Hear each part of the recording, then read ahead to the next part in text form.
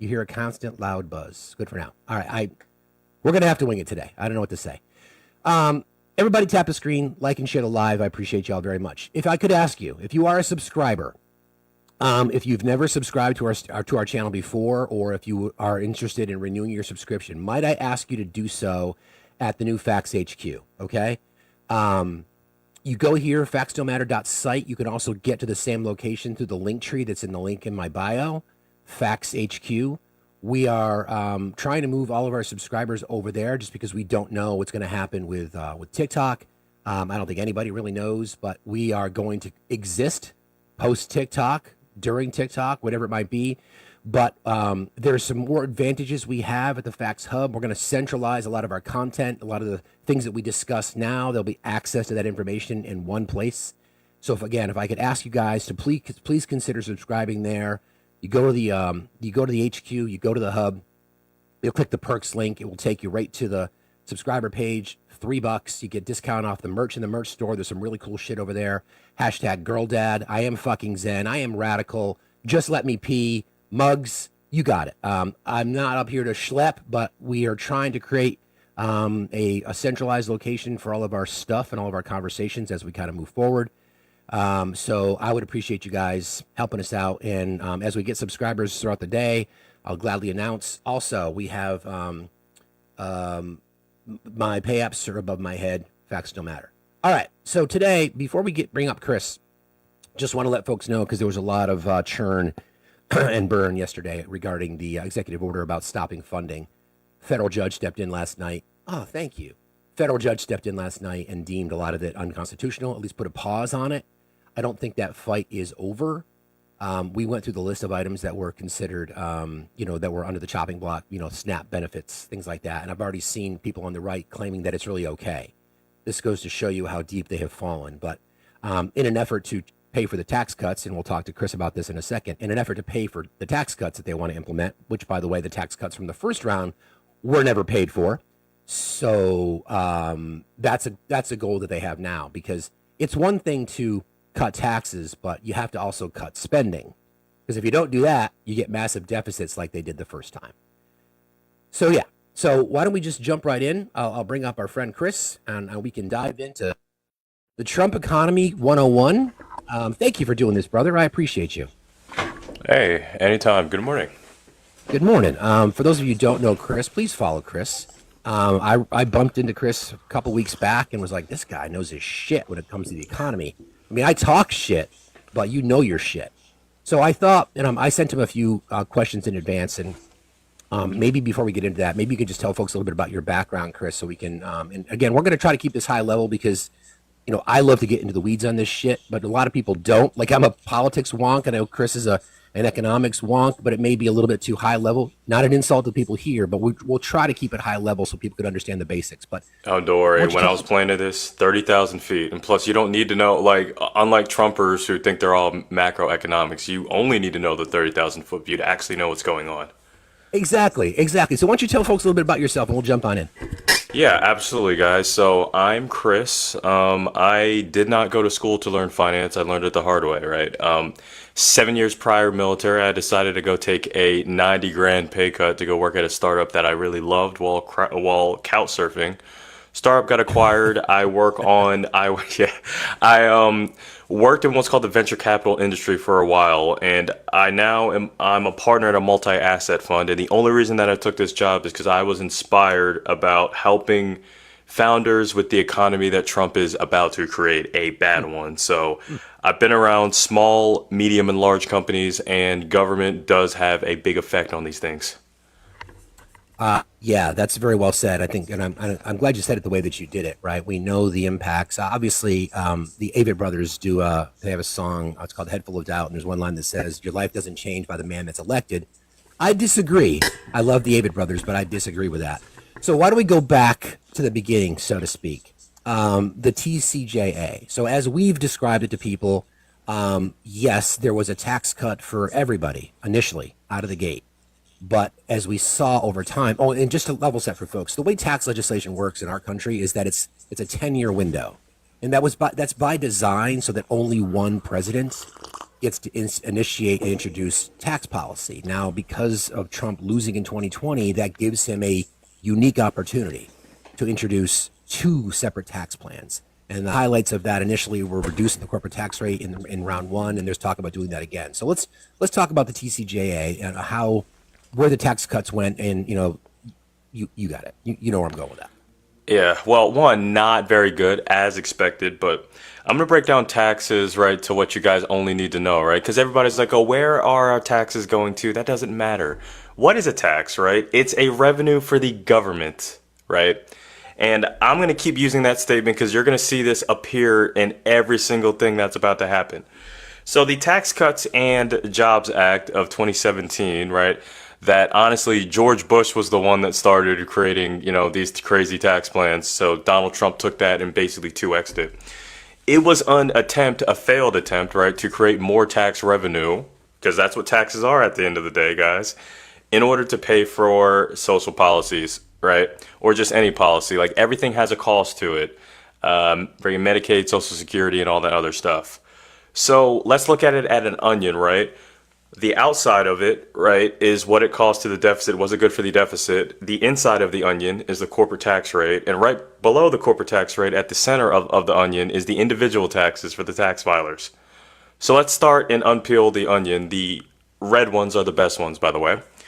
So, hopefully terrorists, which we'll get into later, don't jack them up. So its job was to bring in revenue. It did not do that, right? It cost 1.9 trillion to the deficit, and it did not pay for itself.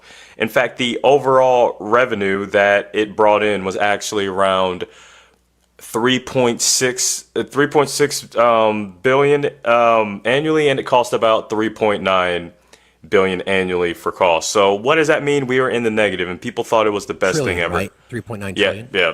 Sorry, it's early. My bad. That's all good.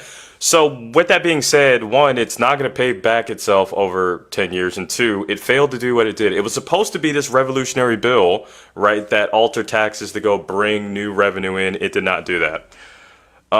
So before I go into the corporate tax rate, which is going to be an interesting conversation, I just want to know if you wanted me to break that down any further. Yeah, I mean, I think in general, people maybe let's sort of on the high end. Obviously, people understand that when taxes generate revenue. So when you do a tax cut, it removes revenue from the inbound stream, and then to supplement that so that it doesn't adversely affect the deficit, you have to cut spending. So we know that Trump spent like my 17-year-old daughter.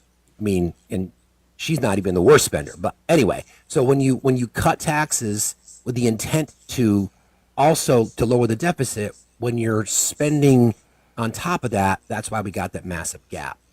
And so I think if we kind of, for people to understand that, I think people understand for the most part that taxes are revenue.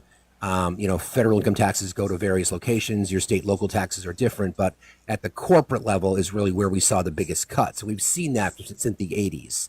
Reaganomics, the idea behind Reaganomics, the trickle-down theory, that if you continue to cut taxes for corporations, then all of a sudden these altruistic and philanthropic CEOs, said no one ever, will trickle down the money to their employers, pay their employees more, reinvest in their companies. And what we've seen are stock buybacks, balloon payments to CEOs, which is part of why having billionaires part of a cabinet setting policies to benefit billionaires, probably not a good thing for the middle class.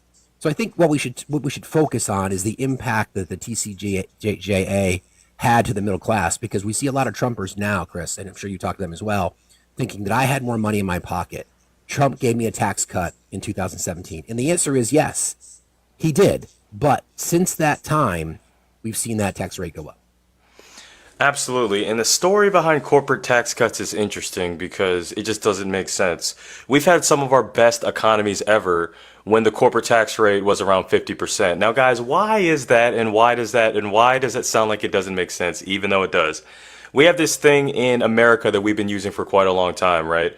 Called tax breaks, right? You get incentivized, you get some sort of credit to not pay those taxes if you supplement it by doing something else. For example, you have the research and development tax credit. If you put money, right, into making better research and development, you get a tax break. Same thing with hiring new workers and paying higher wages. Now, How does that result? Well, when you bolster a company, and let's say they go from 10 million in revenue, how much they're bringing in, to like 100 million, you've made the economy better through using those tax cuts. Tax breaks. Now, on the opposite section, we saw this. The corporate tax rate, which there's no correlation to trickle down, you saw a lot of people scamming their workers, buying back their stocks, taking their businesses, moving to Brazil, Latin America, and this is exactly the opposite of what Trump said, right? He said, "I want to bring jobs back to America." But now that you see the corporate tax rate going, I believe, from 35 to 21%, which I'm going to get to in just a second, you saw the exact opposite, because according to the Security and Exchange Commission, there is a lot of hiding you can do, like when the corporate tax rate goes down like that. Your mic's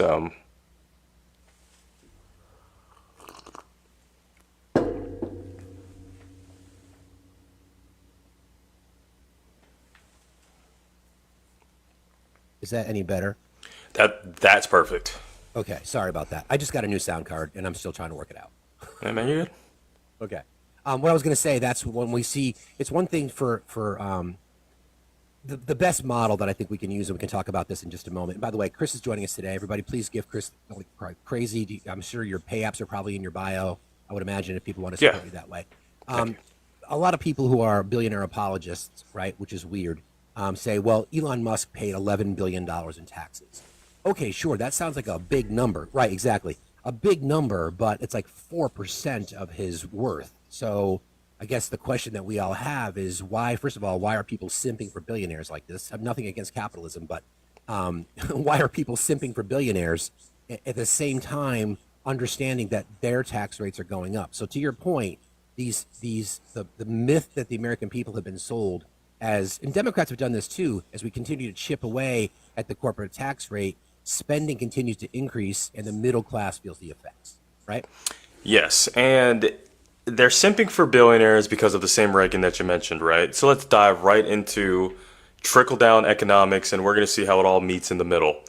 So the concept of trickle-down economics is that if you give these tax breaks to these corporations, right, and I'm going to get into the little corporation details, then it's going to trickle down and result in more jobs, higher wage outcomes, higher worker retention, and all these other things. Now, how does this impact the lower and middle class? Well, you said something very interesting. The reason why the Tax Cuts and Jobs Act resulted in what's called income inequality, because there was a big tax break first, but they ended up getting a steady increase all the way towards the end of the bill. Now, why does that happen? Because the government assumes that the lower and middle class can take the risk of having less post-tax income because these corporations get the tax breaks, and they assume it's going to result in higher wages for this lower and middle class. But since this is never happening, right? In fact, you're doing the opposite. You saw people buy back their own stocks at a historic rate of about 800 billion. And I'm going to make this sound really simple, but every big company has what's called a cap table. Think about a roster for football. You have your CFO, CEO. They liquidated that stock, gave themselves all raises. You take one company like Apple, AAPL, and you saw tons of layoffs. So they're increasing the taxes over time over an assumption, thinking that the corporations are going to come over the top with their tax rate decrease from 35 to 21% and then just give more jobs. It's never worked. And Charles Wolf did a 30-year study. And I'm actually going to read the very last sentence of the book because it's what we're dealing right now. Trickle-down economics is nothing more than a fictitious concept that will be used as a political ideology. And that was in 2016, and look what's happening now. Can you explain, I think most people understand, can you explain what a stock buyback is and why it is so dangerous? Oh, absolutely. So a stock buyback, a company has what's called equity, right? Ownership stocks that somebody has that they can buy in a form. I'm trying not to be too nerdy with this. So yeah, okay, yeah, okay, cool. So just think about a puzzle piece, right? Think about Apple has 100 puzzle pieces, 100 pieces of ownership called equity, right? And it's not money right away, right? But you can own equity of this company and then cash it out over time. Now, what happened, right, and I don't know why we're able to do this. Companies with their big corporate tax cut, they took a lot of money and bought their own stocks because you buy stock with money and hold it. And then afterwards, they were able to liquidate it, give themselves raises, and then what did they do? They created this big fat cage saying, "Oh, the economy's bad. We need to lay people off based on operating cost." And yeah, that's a very heinous move. And before I go into the next part, right, Kamala Harris and Biden did something smart in the Inflation Reduction Act, right? They tried to stop this. They put in a special tax saying if you do X amount of corporate buyback of stocks, then we are going to tax the living daylights out of you. So I see a theme here. Trump, he creates a problem, and then the next administration comes and solves it. But then Trump says that the problem was never there anymore. Yeah, and a lot of people don't understand that we're still operating under the Trump tax plan because of that 10-year window we discussed earlier, right? So there all the impacts have been felt for people complaining that they're paying more in taxes. I think a lot of people don't realize that we're still, again, operating under the Trump tax plan. It's due to expire end of this year or next, I think. End of this year. Yes, right? yes, end of this year, yes. Right. And so then there'll be a new tax legislation passed. And from what we've seen from ITEP, the Institute for Taxation and Economic Policy, and others, and we can look at the same sort of tax brackets. Tax increases for people making less than 400K, tax decreases for people making above 400K, whereas Kamala Harris's proposal for taxation would have been the exact opposite, more or less, right? So Yes. here we are. What are you expecting? Is there anything else that you want to kind of cover up on the first round? Because we have TCJA version 1 and potentially TCJA version 2 that we're about to walk into. Yeah. The only thing, I guess the only thing I'm gonna say is Trump supporters make this claim that the TCJA resulted in economic growth, and they're actually right, but there's a caveat to that. It was only 0.7%. Obama, I believe, with his tax plan, did close to 5. So they downgraded the amount of economic growth. They put us in the negative on the tax revenue. They raised the taxes for the lower middle, and we ended up losing jobs because of this. So everything that Trump ran on didn't happen, and that's all I have to say about that. Yeah. Was it? So you're talking growth, GDP growth? Is that what you're referring to?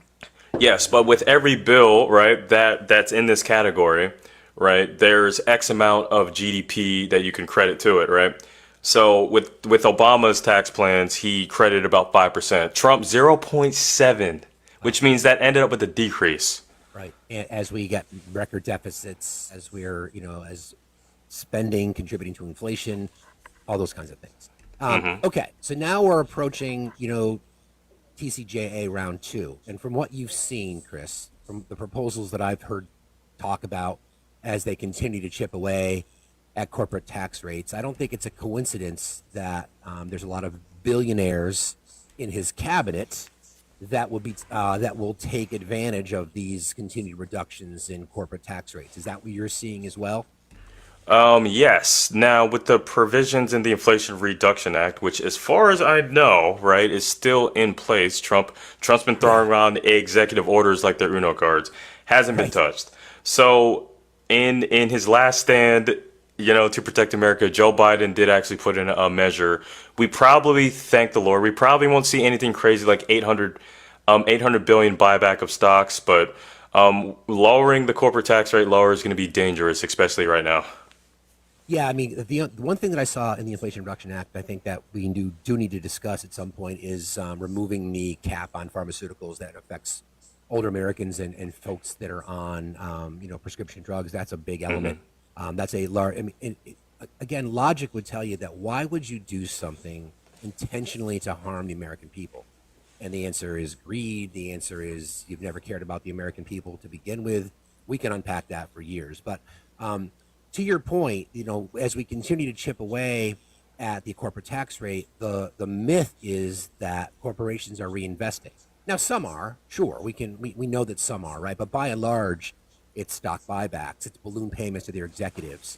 It's not reinvesting because we've seen the wealth gap get wider and wider and wider. I was reading somewhere, I think it's since 2010 maybe, that the CEO average salaries have increased by like 1,500% or something ridiculous like that, Yeah. right?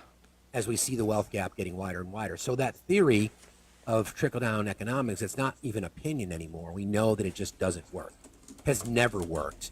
But for some reason, people who are harmed the most continue to vote for it. I don't understand. I don't understand either. All right, so Trump's plan is his lack of a plan are tax cuts and tariffs, right?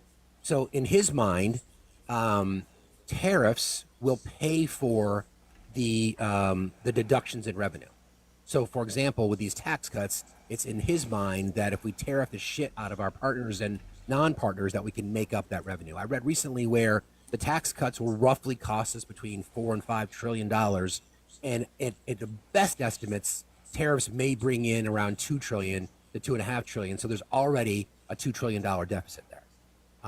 Again, I'm not sure if those numbers are accurate. I just read that yesterday, but that seems. Oh yeah, they're definitely terrible. They're definitely terrible because we only brought in 79 billion last time, which is abysmal, and we ate through all that. We had to use external capital from FEMA to go build the 50 miles of wall, and use external capital to go bail out the 500 farm. So I don't think that number's right, and they're just doing that to fluff people up. Of course. Yeah.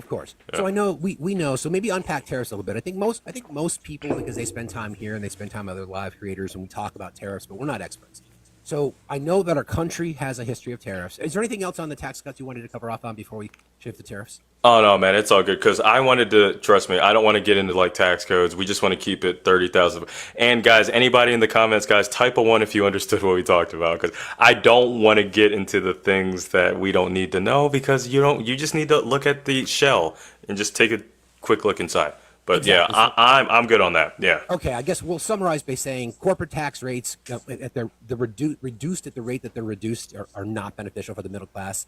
Never have been. There's no reinvestments in America. Again, not every company is screwing their employees, but by and large, this is a recipe for disaster as we continue to have a wider deficit. Sorry, one more thing. My bad. Yeah, go for so it. This is the one thing I wanted to drive home, right? So I said in the very beginning that taxes is a revenue, and I'm going to keep using it. So this is why lowering by such a big percentage at such a bad time's wrong. 35% to 21%. What did you just do?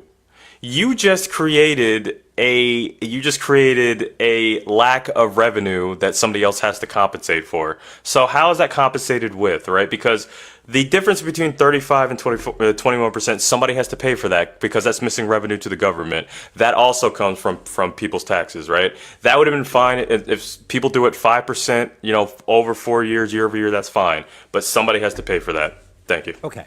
So before we shift to the tariff piece, someone asked a question in the chat. Because we know we had 12 years of Reaganomics between Reagan and Bush Sr.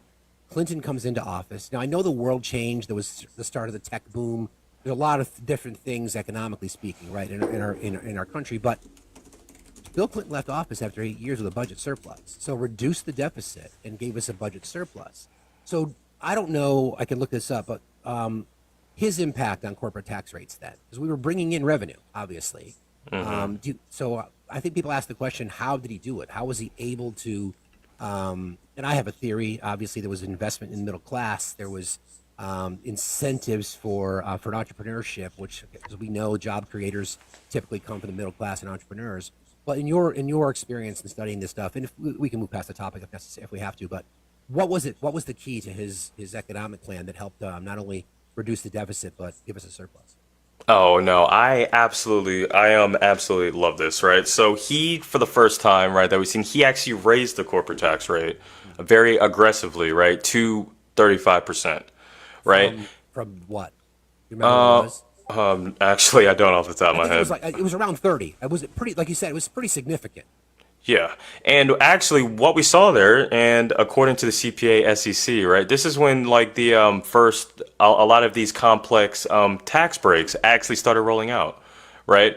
There was more elaborate, you had federal, state, and local tax breaks. Now they were always there, but you had even more and more and more, right? So you saw bigger business revenue generation because people were just, hey, I just gave higher wages, write that off. We just invested in CapEx, write that off. R&D, write that off. So he created a really good economy by fueling innovation. If you take a bunch of $10 million companies and they write stuff off and end up making 100 million 2 years later, you've just created a better economy. And Clinton showed us that by the books, and I think that was great.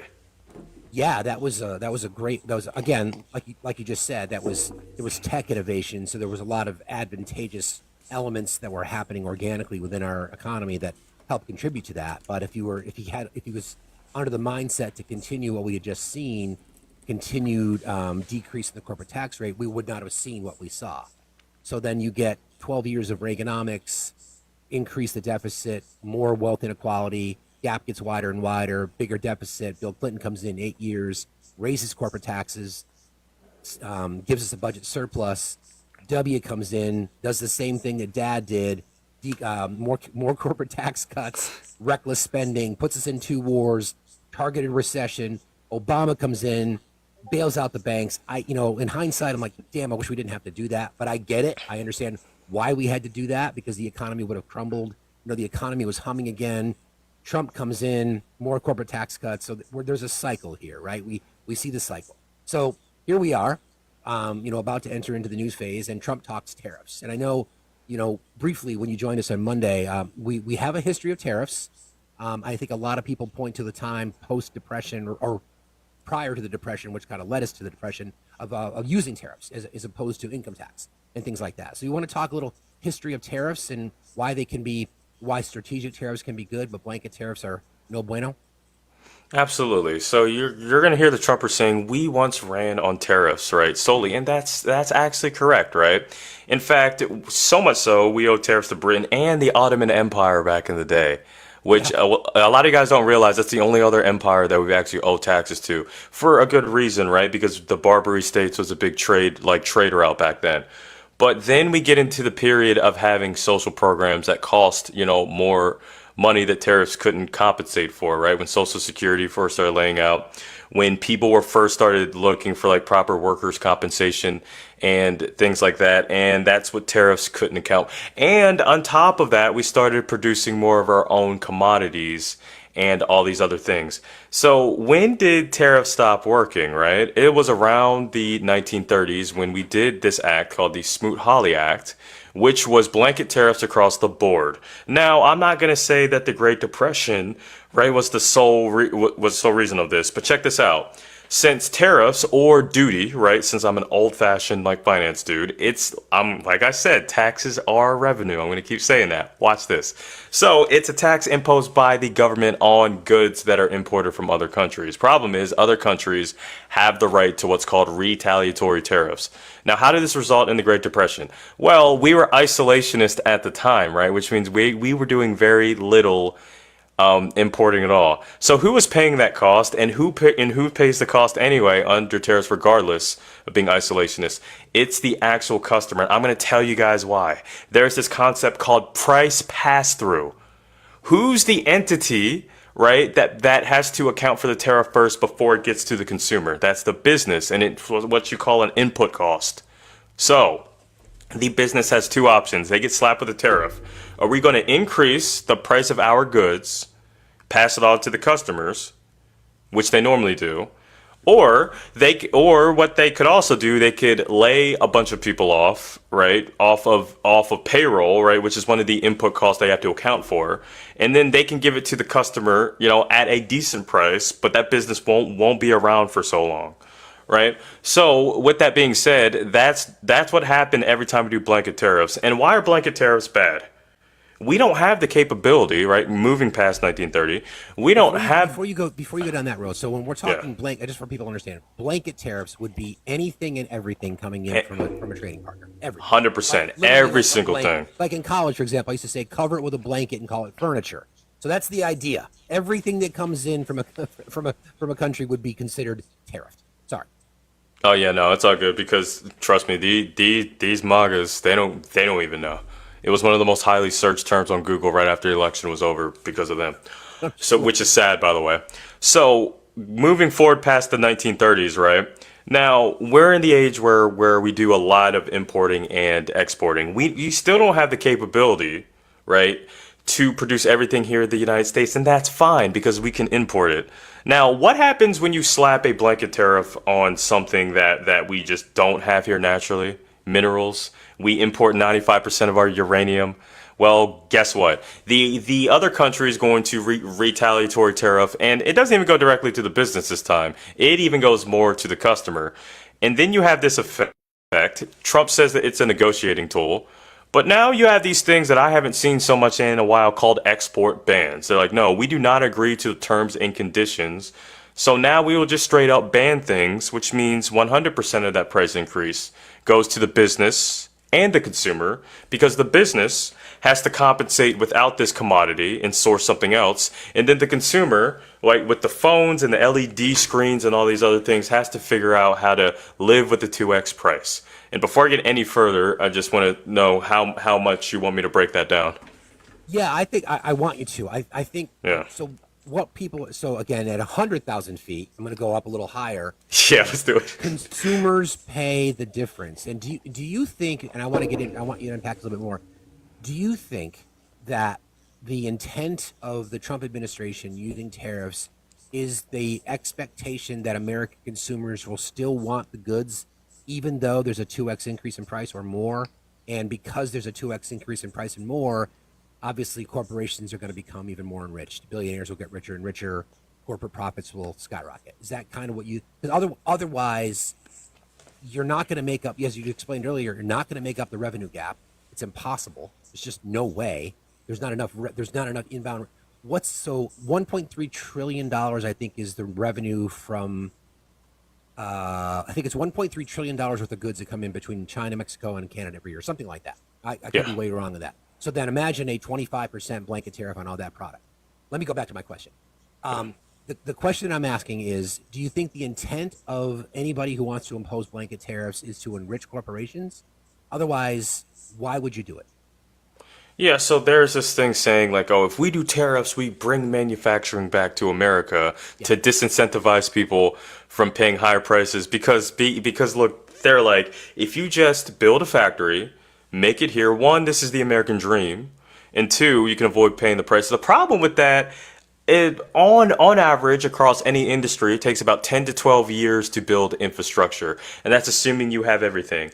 Elon Musk, you know what? I'm not even gonna sauce this guy up because I don't respect him. But not even Elon Musk can create mineral mines. According to S&P Global, Encyclopedia of raw materials, we are one of the most mineralless parts of the world, North America, Western Hemisphere. And it doesn't matter how many tariffs that you slap on it because we're not going to be able to manufacture anything with minerals because we don't have it. Right. So somebody who is in your line of work, obviously, you could understand that corporations to grow, we're in a global economy, like you said earlier, we have to import. So the U.S. economy is not a manufacturing society anymore. We're about innovation. We're about, developing technology of the future. We're not building these manufacturing plants to go backwards in time when we can just import products and services. And I think people are under the impression that we're going to be able to replace that manufacturing here domestically. Well, there's labor. There's, the infrastructure, like you said, the infrastructure is not even there. So, again, you were going to unpack. I want you to go deep. So go for it. I think people, in this case, I think it's necessary for people to really understand what's going to happen if these tariffs are implemented. And it seems like they are. Yeah, so I'm just going to give an example of, by the way, some of the price increases were pretty useless. Like, for example, there's no reason why a washing machine should have gone up 20%. So I'm just going to take one tariff, right? We're going to take an example, and we're going to break it down, right? So the Trump administration, 2018, right, it was when by the way, the Federal Reserve, which Trump appointed the head of, threw him under the bus in a pretty good report. But I just found that funny because not even his loyalists thought it was a good idea. Great. Yeah, I was like, that's how you know you messed up. So Trump administration, right? He imposed a 50% tariff just on washing machines coming from China in 2018, right? So that resulted in a 12% increase, or about an $86 increase in per unit. Now, why did this happen? It's because China has the right to retaliatory tariff. Be like, okay, you're slapping us with this, we're gonna go ahead and punch you with that. Now, the problem is that goes back to the consumer because guess what? The imports, and I missed one step in the chain because the importers have to account it first, right? And the importers are the first step of the supply chain because who do the businesses buy the raw materials from? They buy it from the importers and the other supply chains. Right, Then they're like, oh crap. the exporting country's going to get their money either way. They're Yeah. going to get their money. Exactly. Yeah. Okay. Yeah, so this is the American supply chain, and this is why. So the importers get it from China, right, at an increased price. We're like, okay, well, we're the supplier of this, and this business. We're gonna upcharge them. Like, oh crap, this is different than what we got last month with the washers, right? They're like, okay, so we're probably going to lay a few people off here and probably still increase the price 86% per unit. Then it goes to the consumer. Let's say that they buy an LG washer. So all you've seen 3 price increases in this scenario. Importer has to increase his prices so he can make a profit to the business. The business has to increase their prices and lay people off to get it to the consumer. And the consumer's stuck paying it if they want to wash and dry their clothes. And that's Trumpnomics for tariffs. So there is no scenario in which a blanket tariff. We'll talk about strategic tariffs in just a second. A blanket tariff is a benefit to the middle class because, especially in an age when we all realize that prices are going up. There's all sorts of reasons that we went through inflation. I think most people understand that. Yes, government spending contributes to it. Yes, supply chain issues contributed to it. Yes, COVID contributed to it. Yes, corporate greed contributed to it. Lots of factors. We know all that is to be true. That's not opinion. That's just fact, right? So we know that there was a damage to the economy because of the first round of tariffs. I think about lumber, Canadian lumber. I think about steel, that in some cases put a lot of industries out of business. I think about the trade war based on tariffs that he had with China that negatively impacted the soybean farmers, right? So can you talk about that a little bit, what the damage that we saw the first time when we lost the trade war? Yeah, so first, let's define what the trade war is because Trump likes starting wars, especially ones in Panama coming in a theater near us. So a trade war, yeah, when you create a trade war, essentially you've pretty much lost effect on the value of goods imported versus exported. And that results in what's called a trade deficit. The other countries made way more off of you than they did with them. So Trump, when he first came in, the trade deficit was at 435 trillion, right? So that's fine because it only increased about, I believe, 50. Obama did a good job managing it, right? But he increased it from 435 to, sorry, not trillion, guys. I am just struggling this morning. Sorry, billion. So he increased it from 435 in 4 years to 671 billion, which means China and other countries were profiting way more off of us than they were off of them. Like even all the economists, including the ones that, used to work with them, saying this is uncommon, this is not good, right? These blanket tariffs, not only did they not do the job, in combination with these factories going away and with the corporate tax rates, right? And they were like, oh, with this corporate tax code, also there's something in the Tax Cuts and Jobs Act I can't wrap my head around being a dumb idea called the Global Intangible Tax, GITLI. It actually incentivizes people to open up factories elsewhere. So for like an American first type of guy, I never understood that. So I didn't even know that. So I just want to make sure I get this right. So it incentivizes American corporations to open factories offshore? As long as they keep X amount, which Biden changed this, by the way, as long as you keep X amount of production in the United States. I believe it was 60-40. Biden comes in and says, this is crazy. Let's go 80-20 instead because we're losing people. So for an America first type of guy, that was really dumb. Yeah. Yeah. That's one of the things I did not even know that. You said, what's the acronym? GITLI? GITLI. Okay. And yeah, I'll probably drop it in the disc, but it's actually within the TCJA. I just thought somebody made a typo. I'm like, hold on. I thought you were trying to bring jobs back to the U.S. That's crazy. Wow. Okay. So, sorry. So now we have the trade war. So now we had the impact that we had on lumber and steel, and we know the corporations left. I think about Carrier air conditioning. I think about Harley Davidson as somebody who has a Harley. I think about we saw that because people like to point to the housing cost increase during the Biden administration, which was just on a pretty precipitous climb because lumber tariffed That's awesome. Cool. Thank you, Erica, for Chris. Because we saw Canadian lumber being tariffed and taxed so heavily that's when we started to see the cost of housing climb at a pretty serious rate during that time. Because I'm not going to say it was entirely because of tariffs, but we can certainly point to tariffs, right, Chris? Yeah, absolutely. So tariffs play a role, and once again, it's within combination of like everything, right? The TCJA and the tariffs teamed up to do a lot of damage, right? You've seen the movie Unaliving Squad, right? That's what I think about. TCJA, tariffs together. Yeah, so with that being said, right, we did actually have some export bans under the first. Now, I am Argentinian, right? So I am actually a dual citizen, and I know about this in my government. Did you know that Argentina export banned pork because they didn't like, for a brief period of time, because they didn't like like people have the option to not take the tariffs, they just do export ban.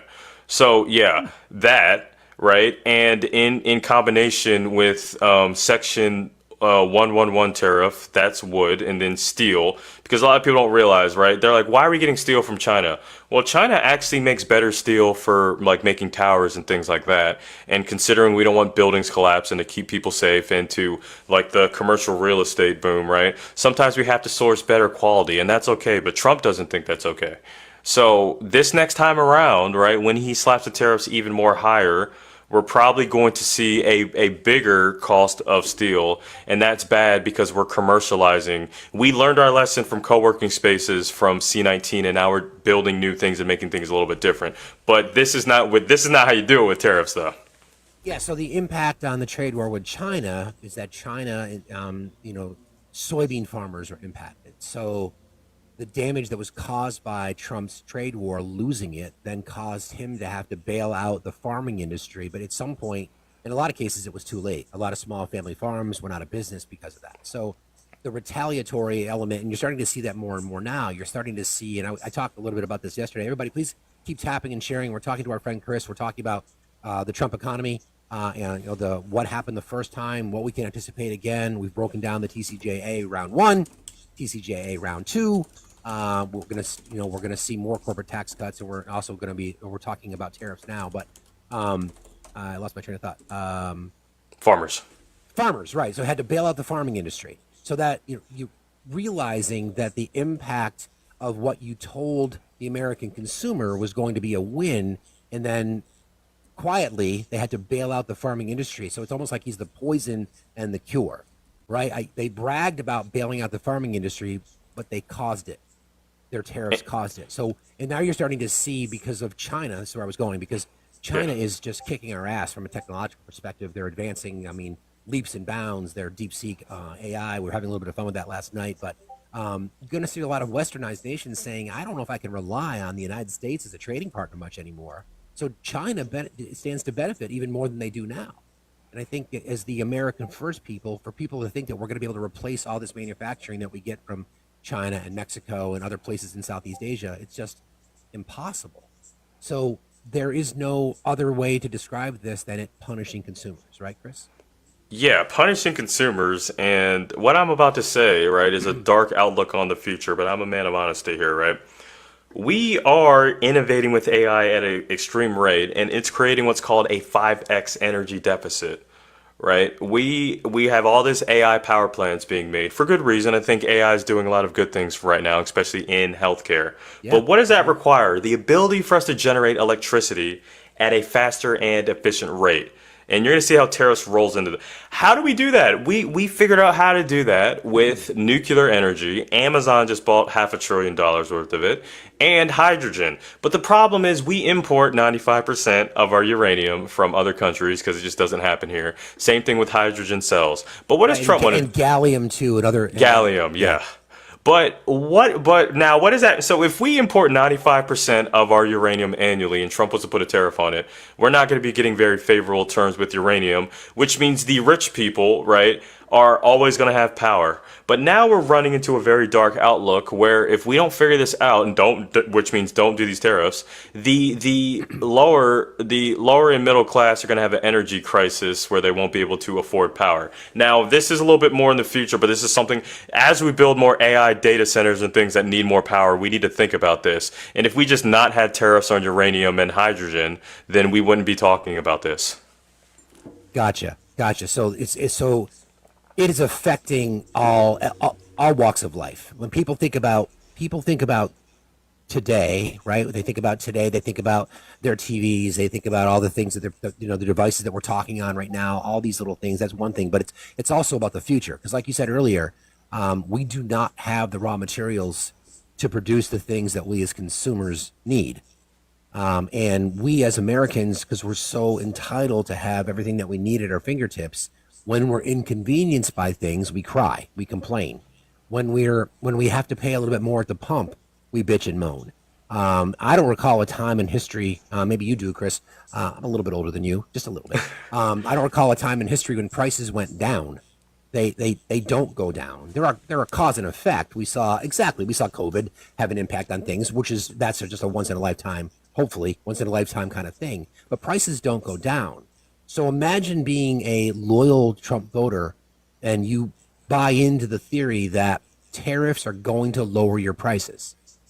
And it's that messaging thing. So what should people be on the lookout for? And I want to talk to you about like this. So people who play the stock market, like, where should get, and we're not here to give advice. I don't want to do that. I'm not here to give advice, but if we're looking, from 30,000 feet and for people to keep an eye on what the economy is going to look like in the future, what should they be keeping an eye on? Does that make sense? The question I'm asking?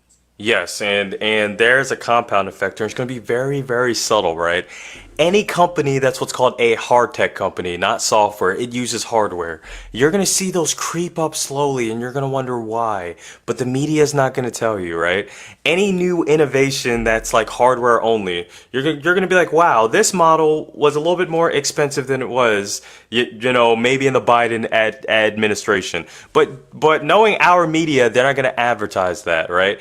Anything that has components in it, right? You're going to see those creep up. Fridges that have the steel that we just talked about. Right. You're going to see things creep up, right? But nobody's going to tell you why, especially when it's hardware and even software too, depending that if it has some sort of hardware component. So you're just going to see things creep up and nobody's going to tell you why.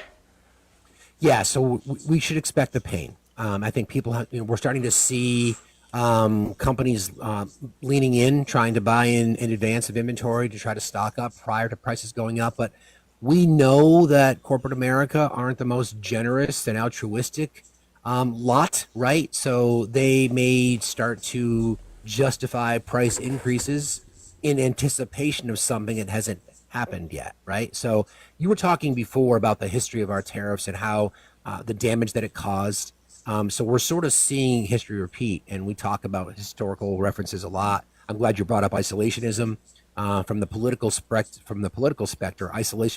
Isolationism in the West kind of led to the rise of the Reich because we sort of turned a blind eye to what was happening over there, and now the economic impacts that we're feeling, where the American consumer thinks that tariffs, well, those that pay attention don't, but those that are stuck in the cult think that tariffs are going to solve all our problems. And I know that you're not going to stake your reputation on it, but from your perspective, they're wrong. Yeah, I know. Yeah. I definitely agree. And let's bring one step further, right? Because this is a cocktail of disaster. December Everybody, 7th, please 19... keep tapping, and please give Chris and everybody keep tapping and sharing. Thank you, friends. Yeah, I love all you guys, by the way. You guys are such sweet people. So, with that being said, too, right?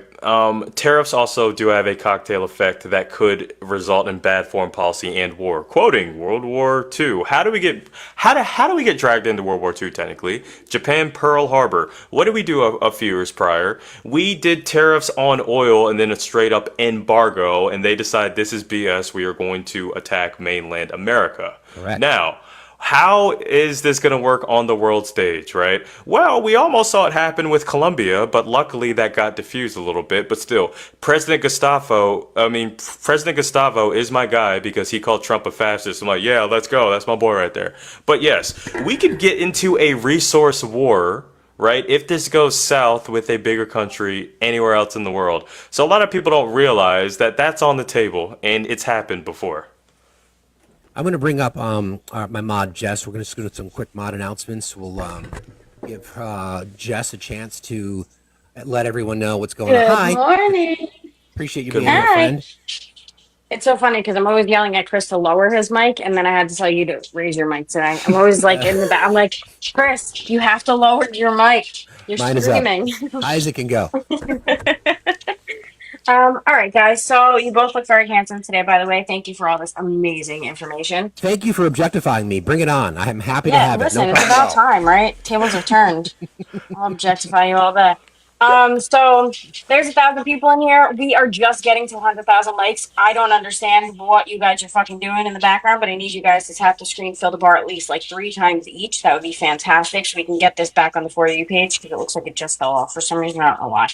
I'm scrolling on my tablet, but this information is literally so fucking important because this is the information that we need to be getting out there, right? So that people can understand what the fuck is going on in our economy and how it's going to affect them. So this information is important. We need to get back on the For You page. If you send a heart me or send like 1 coin gifts, not that you shouldn't send the big gifts, those are fucking great.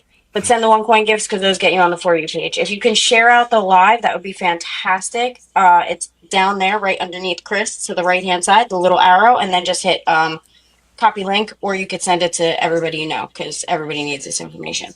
Also, there's a Facts Hub, which we're changing to Facts HQ. I'm not sure if we've done that yet. If you guys want to subscribe, it is $3 in there. We're trying to get away from TikTok subscriptions just in case.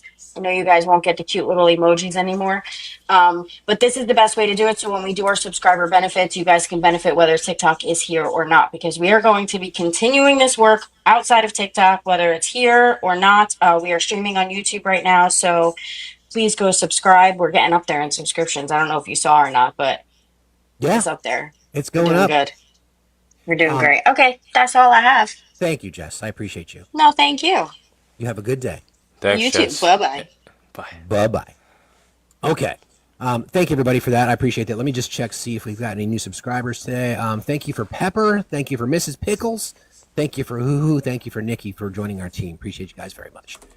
All right. So I love these names, by the way. Wonderful names. I know it's great. It's great. Thank you for. I want to again thank Chris for joining us. He and I've been back and forth messaging about these topics. This I can talk about this shit all day.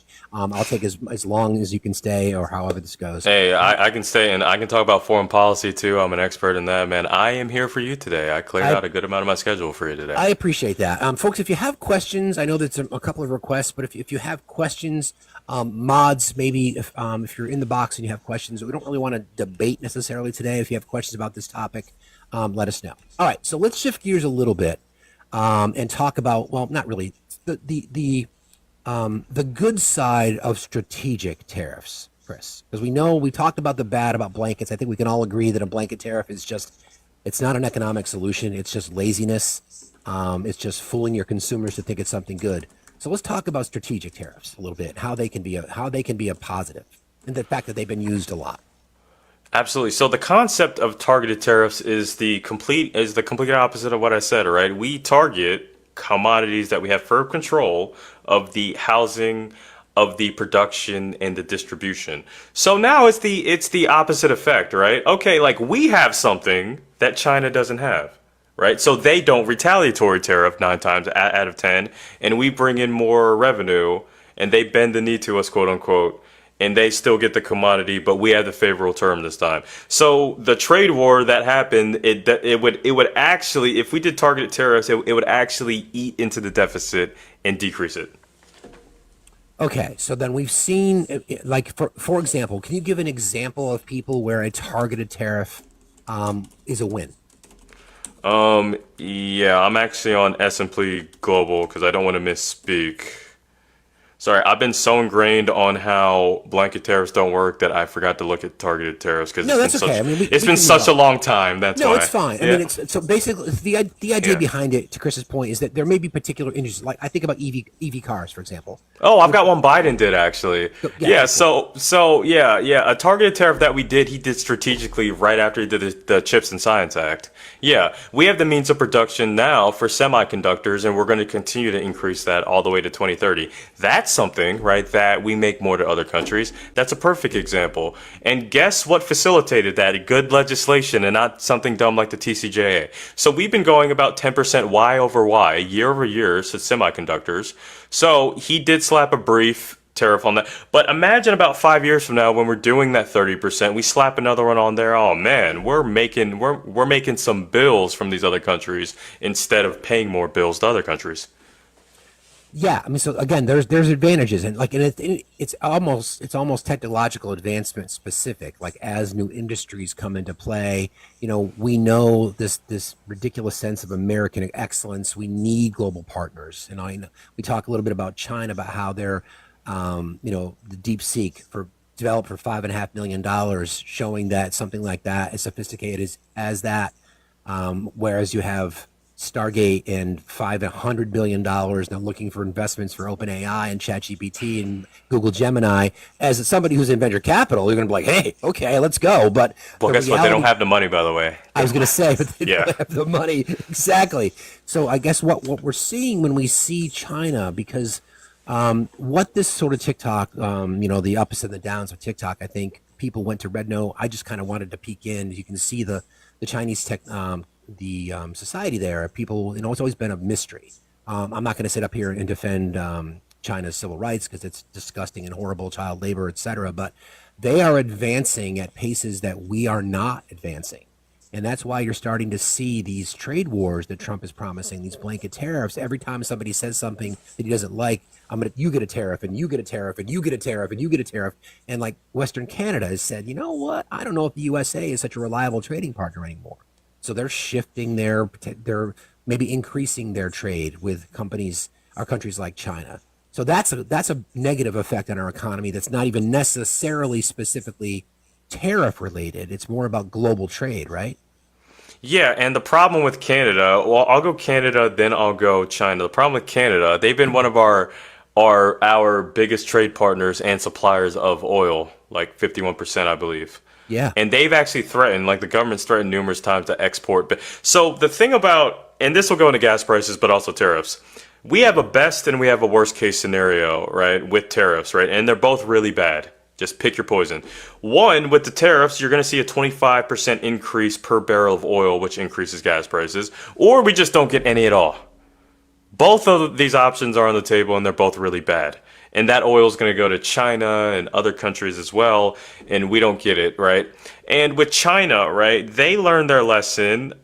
We don't. So they did this thing called the One Child. I believe it was the One Child program. Do you remember China? that? Yeah, for population control. Yeah, so it didn't work, right? It had a bad it didn't work for the reason that it intended, but it also had a bad economic effect. But what did China do? They stopped doing blanket tariffs. They actually were doing blanket tariffs, right?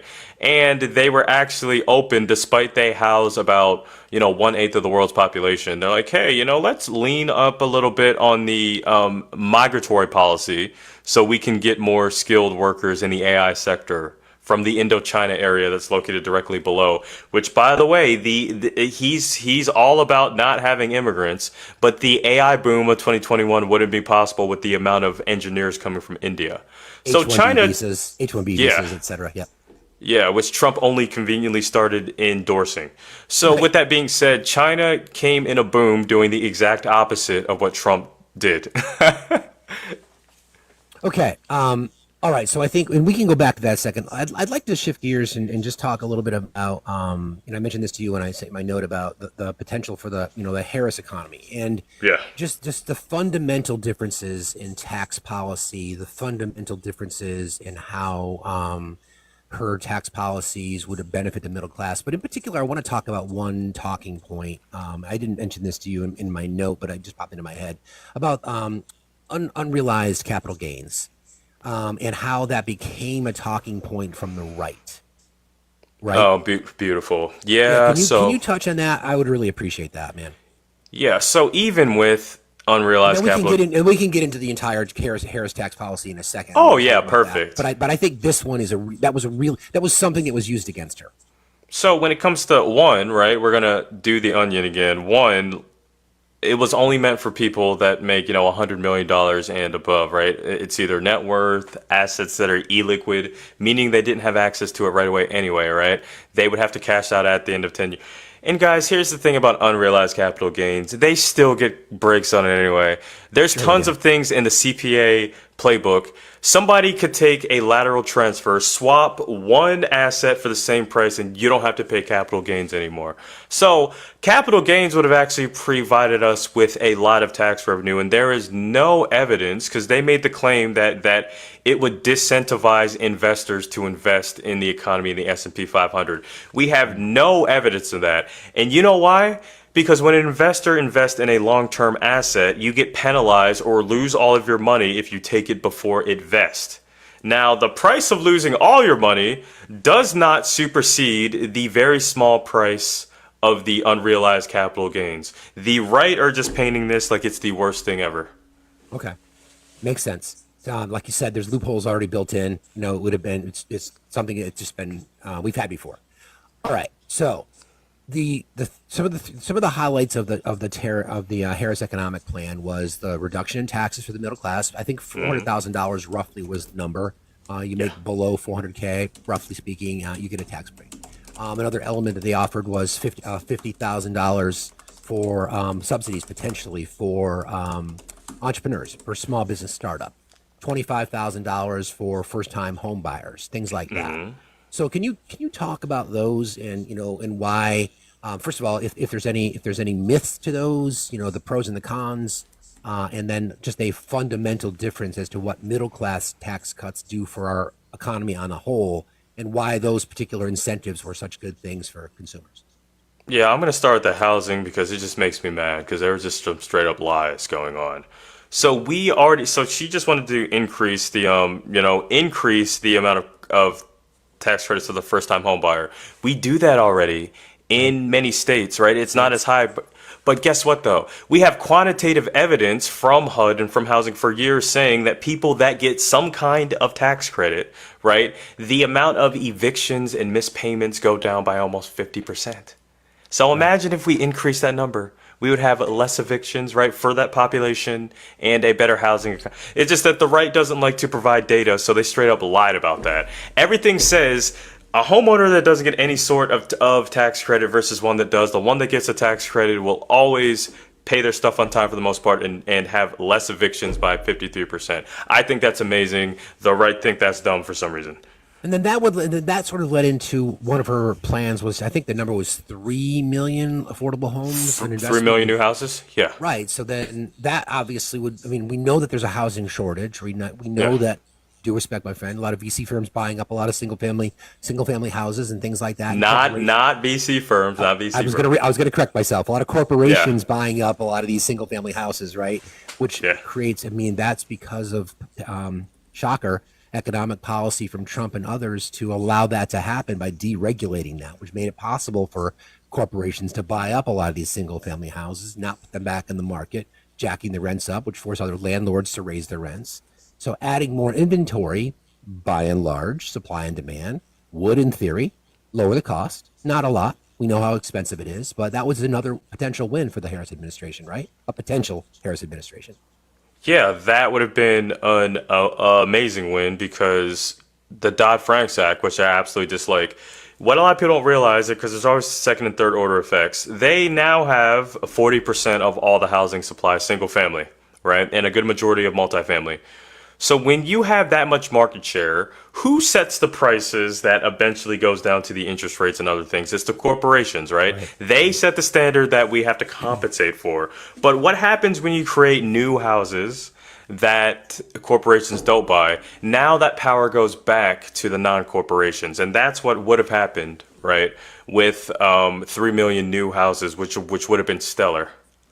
Yeah, and there was really no details as to where that would have been. I think that was a bit of an unknown. Perhaps they could have done a better job explaining to the American public, but I agree, that would have been a massive win. Again, you add the subsidy, the $25,000 tax break to purchase first-time home buyers. I think it was generational too. If you were the first person in your family to buy a home, there's all kinds of incentives there. Add that to potential for access to 3 million new builds. That was an amazing thing. All right, so then all that then leads into the proposal of the Harris potential tax plan. Now, as a progressive, I don't want these little incremental increases in corporate tax rates. I can point back to the 60s and 70s when the corporate tax rate was in the was in the 50s, right? And the top marginalized tax rate was 90+%, and our economy was humming. It was single income houses. The suburbs were being built. Our interstate highway systems were being built. Our infrastructure was blowing up. It's like the boom of the middle class. Go for it. Question. Oh, sorry. Can I shout out this Cash App? Sorry, sweet. Yeah, message. go for it. Yeah. Shout out to Kabira. Thank you so much. She said, "Thank you for educating everywhere you go. I do my best. Love you." Yeah, I would agree with that. Thank you for educating everybody. I appreciate you. Yeah. Sorry. Please No, go that's ahead. okay. Please proceed. So Yeah. we do know, again, as a progressive, I don't like the status quo. Democrats don't approach progressive tax policy enough for me. I want to see corporations pay more, right? I want to see, Yeah. an aggressive approach to retaxing Detroit. We're never going to get all that money back, but at least make an effort. So can you talk about the pros and cons, since we're being objective, the pros and cons, if there are none, that's fine too, but the pros and cons of what the proposed Harris economic tax policy was. I would say so. Before I get to the corporations, right? Because I always talk about them first. Let's talk about the people first, because that's what.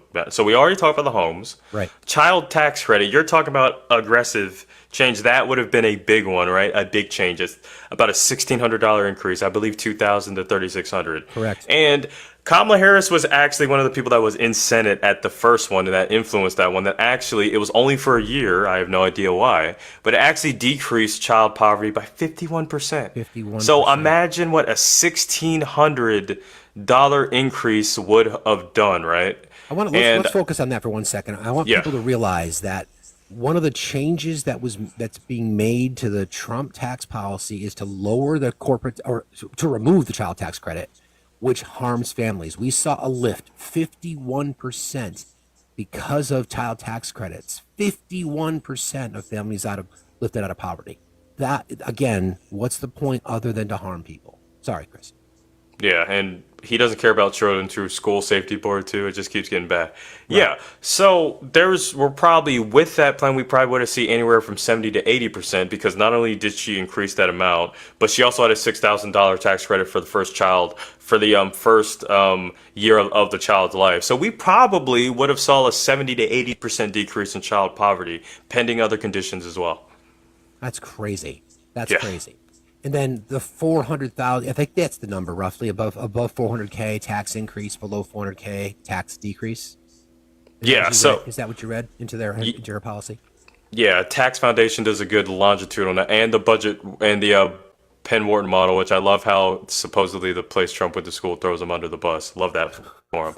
So yeah, it would have been the exact opposite. Instead of longitudinal increase, because Kamala knows that trickle down economics works. She knows she can't depend on corporate tax cuts to supplement, right, jobs, wages, and provide. The name of the game is, how can you give these lower tax brackets more post-tax income and still generate revenue? So she was doing that by doing exactly what you said, right? Tax corporations more so they can go run and do these tax breaks that I said on things they should be doing anyway, right? Better wages, better equipment, so they can create more business revenue for the economy. That solves that issue. And now, right, you can still compensate and now have even more tax revenue and give these hardworking Americans more post-tax income and these benefits, right? Like the child tax credit, like the home buyers, like the healthcare affordability, like the earned income tax credit, right? And yeah, so that's actually addressed to childless workers as well, with the presupposition. This was pretty revolutionary when you get to the psychology, right? Childless workers tend to, work longer and do more for the economy. That was some very PhD level thinking. I was very impressed. And like all these other things. Yeah. So from your perspective, and I'm not going to hold you to a number, where is the number that we think a corporate tax rate should? I mean, we're not going to go back to 50%. We know that, because there's the donor class that fund Democratic campaigns as well. We know that they're not going to be aggressive enough to get. Where do you think that number is where we could start to see significant changes in pulling people up out of poverty, helpfully decrease the wealth inequality, more funding for public education? Like, if it were me, I'd say 40% or higher. I mean, I know we're never going to get there. That's what it. What do you think is the number? Let's go with a flat out 50. And the reason why I say this is, let's look at Barack Hussein Obama. Inherited The 1 year late, which by the way, I dislike the people blame him for the housing crash when he came a year afterwards. But that's every story, right? That's when we started to see the Pax Romana with the 35%. We were able to use a 35%, right, corporate tax rate to not only get us out of the his first presidency was all about getting us out of every bad thing that happened, right? Bailing out the automotive industry and all this other stuff from deep recession housing. Right. The second presidency, Trump never saw any of his never met any of his job growth numbers. His quarterly GDP was amazing. This was at 35%. So we know we're safe down here. And, you know, I'm never for aggressive down, but I'm up for aggressive up. And I don't think 50%, which would still be one of the lower ones since the 80s. Right. Why not? Let's just slap it on. Let's go. Nice even number. 50%. And the added benefit of this is that we are in an age of innovation right now. What's that going to cause these AI companies to do, right? Invest more in the R&D tax credits. Like, holy crap, we don't want to pay these taxes. Let's just go ahead and invest in our research and development. Hey, you know, this AI stuff's complicated. Let's go hire some more engineers. We're in an age of innovation. Like, this worked during the dot-com boom. So why not just slap 15% and just keep going for it? Yeah. So yes, that's one of that kind of does lead me into my conversation I want to have about universal health care. I know I didn't prompt you with this, but I think this speaks exactly to what we're just talking about how you pay for these things. So there's this myth in our society, and I talk about this a lot. My followers are probably going to get sick of me saying it, but we know that by 2027, the U.S. healthcare industry will hit $1 trillion in profit. We pay nearly $7 trillion as American into our healthcare system, which is ridiculous. So for people to say that we can't afford it, I'll remind people of those numbers until they're sick of hearing them.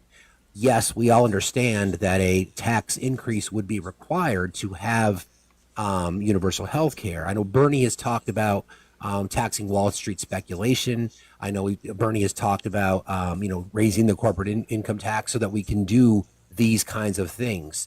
Do you see a model where that 50% tax number, I love that number by the way, would coincide with policy push towards universal health care? Do you see them as being possible? Yeah, because like I said before, tax is a revenue. So not only do you have more tax revenue coming in from the tax plan, but you have the positive effects, right, of the corporate tax breaks actually trickling down. Also, in combination with other things, because I do have the numbers for the capital gains tax actually.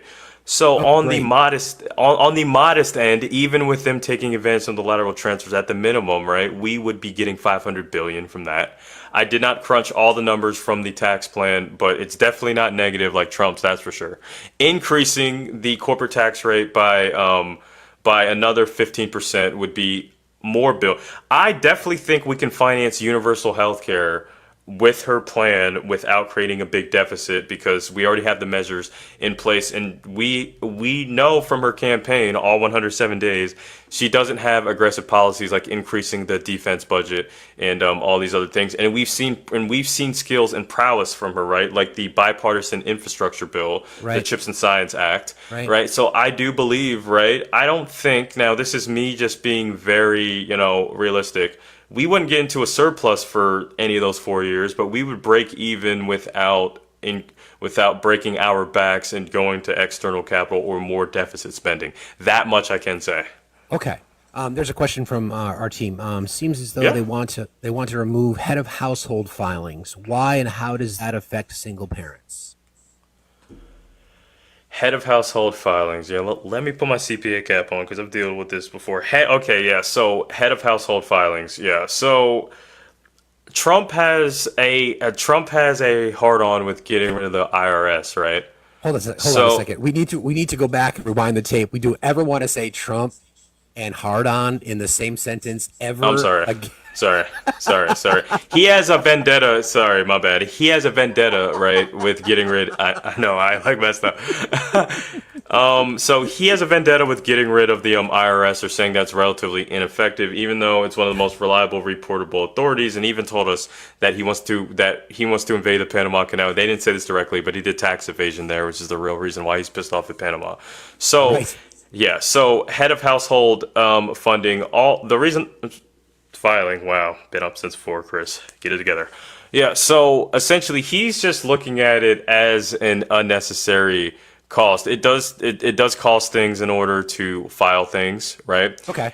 Yeah, so And it just changes like that, but that harms single parents in yeah, cases. that Yeah. that too. And when you skew the data, it's going to make it look like, right, longitudinally that the tax breaks are working because you have less filers in place, right? Gotcha. So when you Gotcha. shrink that data, so he's selfish. Yeah. So I was reading about this. One of the big sort of fake narrative talking points when the Biden administration wanted to add, I think the number was 50 or 60,000 IRS agents, whatever the number was.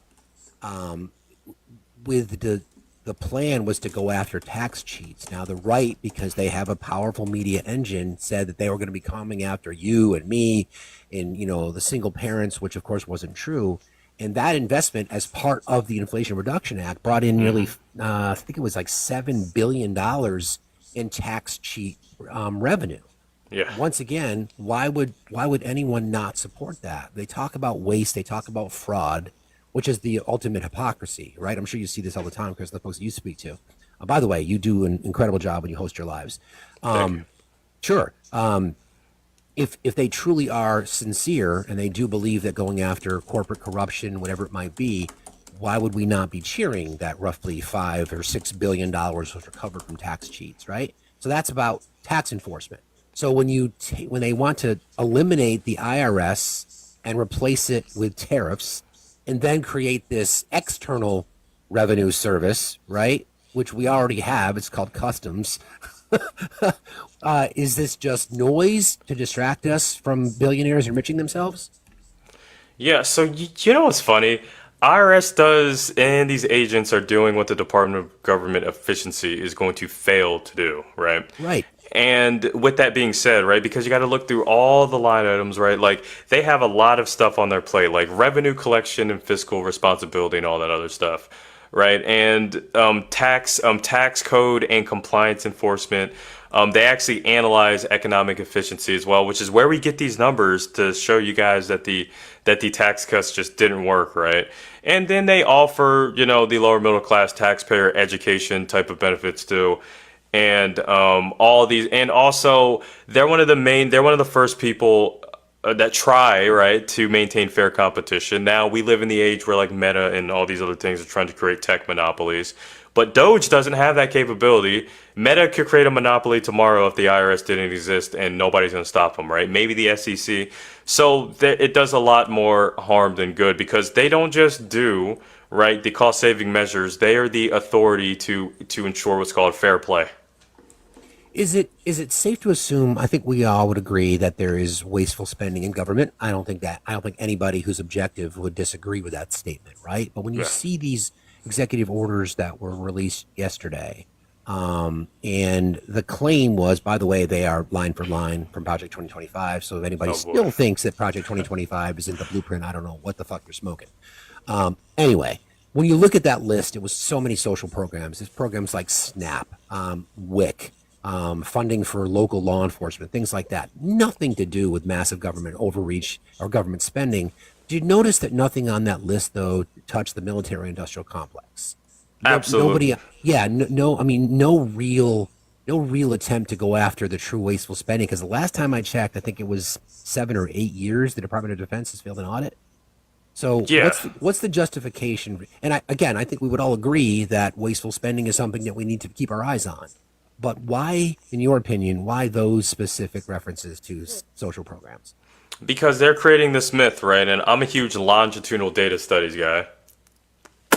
So, with that being said, he's creating this lie that SNAP, EBT, WIC, and all this other stuff only leads to more poverty, when in 30-year studies, it actually helps guide and lead people out of that hole if that's what they're in. Also, within that executive order, I found something interesting.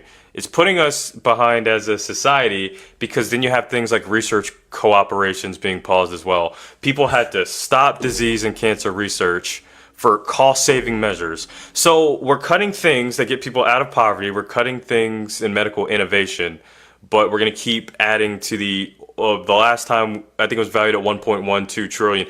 Which, by the way, Trump supporters says that we don't want to send money to other countries. Where does that come out of? The defense budget.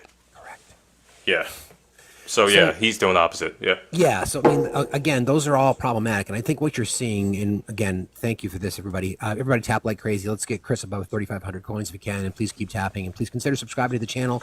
You can do that. The link to the Facts Hub is in the link tree in my bio. We are streaming on YouTube. Consider contributing to the gifting goal, and please join our team.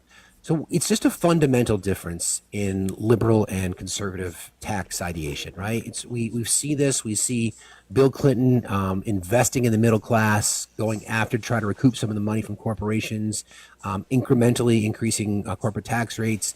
We see that carry over through Obama having to bail the economy out post-recession caused by Bush's deregulation, caused by Bush's tax breaks for the rich, the military-industrial complex, and then we see that lead right into Trump, and then Biden's left with a steaming pile of crap on his front door that we had to recover from. Again, we're being objective. Lots of things wrong with the Democratic machine as well, but ideologically speaking, Democrat tax policy is to benefit the middle class. Republican tax policy is to benefit the corporate class. True statement? Yes, and unfortunately, Reagan set the precedence that if you protect the corporations, everything else is going to get better. There is no evidence for that. Yeah, not job creators. So can we talk about that a little bit? Because what we've seen, the Department of Labor has been studying these kinds of things for a long time. And by and large, the economy grows at a higher rate, specifically GDP under Democrats. Job creation is higher. Stock market performs better. Inflation rates are lower. Unemployment rates are lower. And the question is, why is it so difficult for the right to understand it? Is it as simple as their media messaging is better? Is it as simple as they create the bullshit, Democrats fix it? Sadly, the Democrats have to experience the recessions or whatever it might be caused by the previous administrations and policies, and then they're left hanging with that hanging on their neck, right? So, for example, we knew that Trump inherited a booming economy from Obama, right? He rode that for the first couple of years. We started to see tariffs and TCJA take effect. We were marching towards a manufacturing recession before COVID. Mm-hmm. Like, if COVID kind of saved his ass a little bit. So then now he inherits a great, again, let's talk macro level great from the Biden economy. We do know prices were up. We do know that it was hard for people to make ends meet. We get that. We're all aware of that. So the same thing's going to happen now. He's riding an economy that by all measures, by the macro measures, inflation rate, unemployment, stock market performance, GDP, all those big numbers that people talk about. It's not necessarily kitchen table economy conversations, but it's the macro level. There's not a country on earth that wouldn't want the U.S. economy. Let's put it that way. So then we're going to see the impact once again of his horrible tax policies and removing benefits and consolidation of power. And then the next person in charge, whomever that is, hopefully it's not one and the same. They'll have to continue on harming the American public. To what end, Chris? Like to what end? How low can the corporate tax rate go? How much harm and how much suffering? I don't think so. From what I understand from the TCJ in regards to the corporate tax rate, I think he wants to lower it another 3%. I believe that puts us at 18. 18. But there's some. Heard that. I think so. There's something I actually want to educate you guys on, because MAGAs are always going to not use time. There's this thing that's been around for a long time called the leaning and lagging effect that explains what happens when one president comes in and the other ones. I'm going to use an example of Obama to Trump and then Trump to Biden, right? And then maybe we can paint the picture. So the leaning part of the leaning and lagging effect, the president comes in and leans on the pre-existing effects. The lagging part is like, okay, so now that he's been in for 4 years, what is the lag? What is the effect of his policies now? So the leaning effect. Donald Trump leaned in on 76 consecutive months of job growth. He leaned in on 33 months already going in of 226,000 jobs per month, and we can all pinpoint that to something that Obama did maybe 2 years prior: Consumer Protection Act, Lilly Ledbetter, and all these other things, right? That's that part. Now let's go to one example from Trump to Biden: OPEC, right? That's what caused gas prices to increase, but we didn't see it right away. Trump thought that the world was going to stop just stop driving for the rest of eternity because C-19. Well, I guess we were gonna have to hit that hot boy walk in 2025 because the pandemic would have still been around. Well, he artificially decreased the supply of oil that we had, which caused gas prices to go up. But guess what? We had to wait for C-19 to stop being an emergency in all this processing, and that's the lagging effect. Same thing with the Dodd-Frank Act. We didn't see the immediate prices of housing and interest rates, but we're seeing it now. We've saw it for the past few years as well. And the leaning and lagging effect, I believe, according to most economists, from one president to another, you won't start seeing significant effects from their policies, but you will see it from the last guy for at least the first 1 to 2 years. So I'm glad you brought that up. So the OPEC Plus deal. Now, if we were to be objective, we could say if he had signed that same deal, it was only for 3 months, it would have been a good thing. It really would have been. It would have been a good thing. The problem was the fact that it was 2 years. That's the issue. So that was, and I'm glad you said that because it literally artificially inflated gas prices at the expense of the American consumer. So he bails out his big oil friends domestically, protects them, and harm the American consumer. And the right, again, did a better job of messaging at that. The response to the COVID pandemic, we saw gas prices drop. Nobody was driving. It's just supply and demand. We get that. Well, we get that. Many don't. But then the lag effect, as you described, of the OPEC Plus deal, which was to remove, I think it was 10 million barrels a day, something to that effect. Yeah, something a significant stupid. number. Yeah, a significant number from the global supply, right? And then OPEC's like, why should we go? We're making great money. Why should we go back to increase production? So that's kind of where we are now. And we see gas prices. I follow Mr. Global on this app, and $3 is like the sweet spot. That's like the sweet spot. That's where domestic energy producers can be profitable without having to have too much of a glut. We know that they're making great profits. I'm not here defending them. I get it, but it is capitalism. We got to deal with it. We're in the system. It's $3 is the average, actually, and it's funny that it's gone up a little bit since the inauguration. Kind of funny how that works since the president doesn't control gas prices. Anywho, so that's where we are, right? So we're in this age where inflation is around where it should be. You're talking about the carryover effect from one administration to another, right? The Fed doesn't, the president doesn't set the inflation rate or interest rates, I should say. The Fed does. It's an independent body. 2.8% last check of the inflation rate, which is in that sweet spot again, say 2.5 to 3.5, 3% being ideal. We're seeing, obviously prices are still high, but prices and inflation are different. We've never lived through a time where prices go down. You don't want deflation. That would be bad. Yeah, I wish they would understand that. All we're talking about is a rate of increase, right? I'm sorry to these MAGAs, we're not going back to the 1980s, and there's a reason for that. But yeah, sorry, that just really makes me mad when people say that. Yeah, it does. I mean, this is great. Is there anything else that you kind of wanted to cover off on that we didn't touch on? In regards to what's going to impact American citizens, I mean, in regards to economics, I think we covered everything, right? Because once again, I'm not worried about the billionaires. I'm not worried about those greedy people, right? So I don't even want to touch that part. I think some folks might be requesting. Want to bring some folks up, see if they have questions? Oh, 100%. I am a yapper. Let's get this yap session. All right, Hey! everybody, please keep tapping and sharing, friends. We appreciate you very, very much. Good morning, Liz. How are you? Liz, are you there? Might have been a butt dial, so to speak. Okay, we'll bring up Rose. Rose may have a question. Good morning, Rose. Hi, Rose. Good morning. So What's on your mind? I'm gonna just ask this real quick. I inherited a very lovely and diverse stock portfolio from my father. It's not huge, but should I keep that, or should I just sell it off and keep a few grand in it and see what happens? I mean, I'm just scared about losing it all because it's built quite nicely over the last few years. Don't be. Okay, so here's why, right? Unlike the Trumpers, the president he doesn't have a dial in his office for the S&P 500.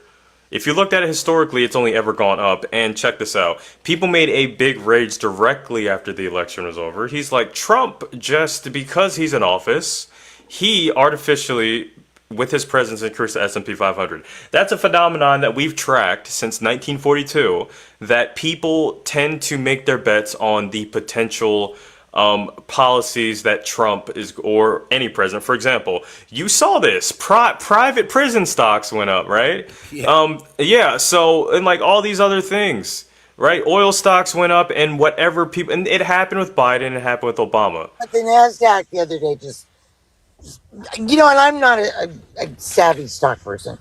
I just don't want to get stuck losing everything he worked to build. So guess what, though? The beautiful thing is the stock market has not gone down since the Great Recession. It's always gone up, right? Regardless of what the president has been saying to you. So, also, I would also seek, other financial advice. But since the S&P 500's only ever gone up, guess what it's going to keep doing? Going up. But once again, I would also seek wise counsel. But I'm in that same boat, and guess what I'm going to do? I'm just going to keep holding it because it's gone up every single year over year, since the 1930s. We Okay, love. Thank you. see. I'm going to drop down. Thank you, Rose. We appreciate you very much. Have a good day. We're not here to, and Chris said this very eloquently, we're not here to give advice. We're just here to have conversations, just things like that. But we did see NASDAQ take a hit, but that was in direct response to DeepSeek and their AI. So a lot of the tech companies were like, holy shit, maybe we shouldn't be investing into But in regards to politics, though, the president does not control the S&P 500. That is a lie, and that's been debunked for quite some time. Exactly. Thank you to to Trucker for becoming new subscribers. We appreciate you guys very much. Thank you very much. You can find the link to our subscription to the Facts HQ, which is in my bio. Okay, we'll bring up Slice of Pittsburgh. Good morning, Pittsburgh. How are you today? Hello, good morning, Facts. Good morning. What's on your mind? Do you have a question? Yeah, I'm finally I'm the type of person, I like everyone. So I was going to give Trump a chance, and which I shouldn't have. But after yesterday, I just don't understand when the government's going to say enough's enough. He's been here a week and he's already doing crap that he knows he can't, and they're wasting taxpayer money with the courts and stuff like that. He thinks he's like a dictator already. I just don't get when people are going to stop, all right, that's enough. Like even like senators and congressmen, when are they going to stop backing him? I agree. Yeah, I'd like to see a little bit of courage. I'm going to try to find a quote from a Democratic member of the House who basically is saying things that the rest of us should say, like going public and using profanity, saying what Trump is doing is fucking bullshit. I want to see more of that, and we don't see that enough. But do you have a specific question about what we've talked about this morning, Slice, or just? No, can I ask one more thing? See, I'm a PA, of course, and Fetterman, he's a Dem, but he's worried about losing his job, so he's going with Trump. I just don't get it. I wouldn't say he's going with Trump, but he's a little bit too close to him for my comfort. Well, for my comfort too. Yeah, that's what I don't like. That he's afraid to lose his job. He ran as a progressive, which I was excited about, but he's certainly not a progressive. Now that he's gotten a sniff of power, so to speak. All right. Well, I guess I was just wondering. I just had a couple questions, and I was a troll in the box or in the comments. I'm done trolling. This guy. He's gonna. I didn't think he had this much power, which he doesn't. But he thinks he does, and I'm kind of worried that he might do some stuff that we're not going to be able to do anything about. We'll hopefully, we've got to be all working together towards the midterms in 2026 because that's our first opportunity to. And I did vote Harris, by the way. Good. W. Thank you. Thank you, Slice. I appreciate you. But See you all later. right, thank you for bringing me out. You got it. Have a good day. All right, we'll bring up Deb.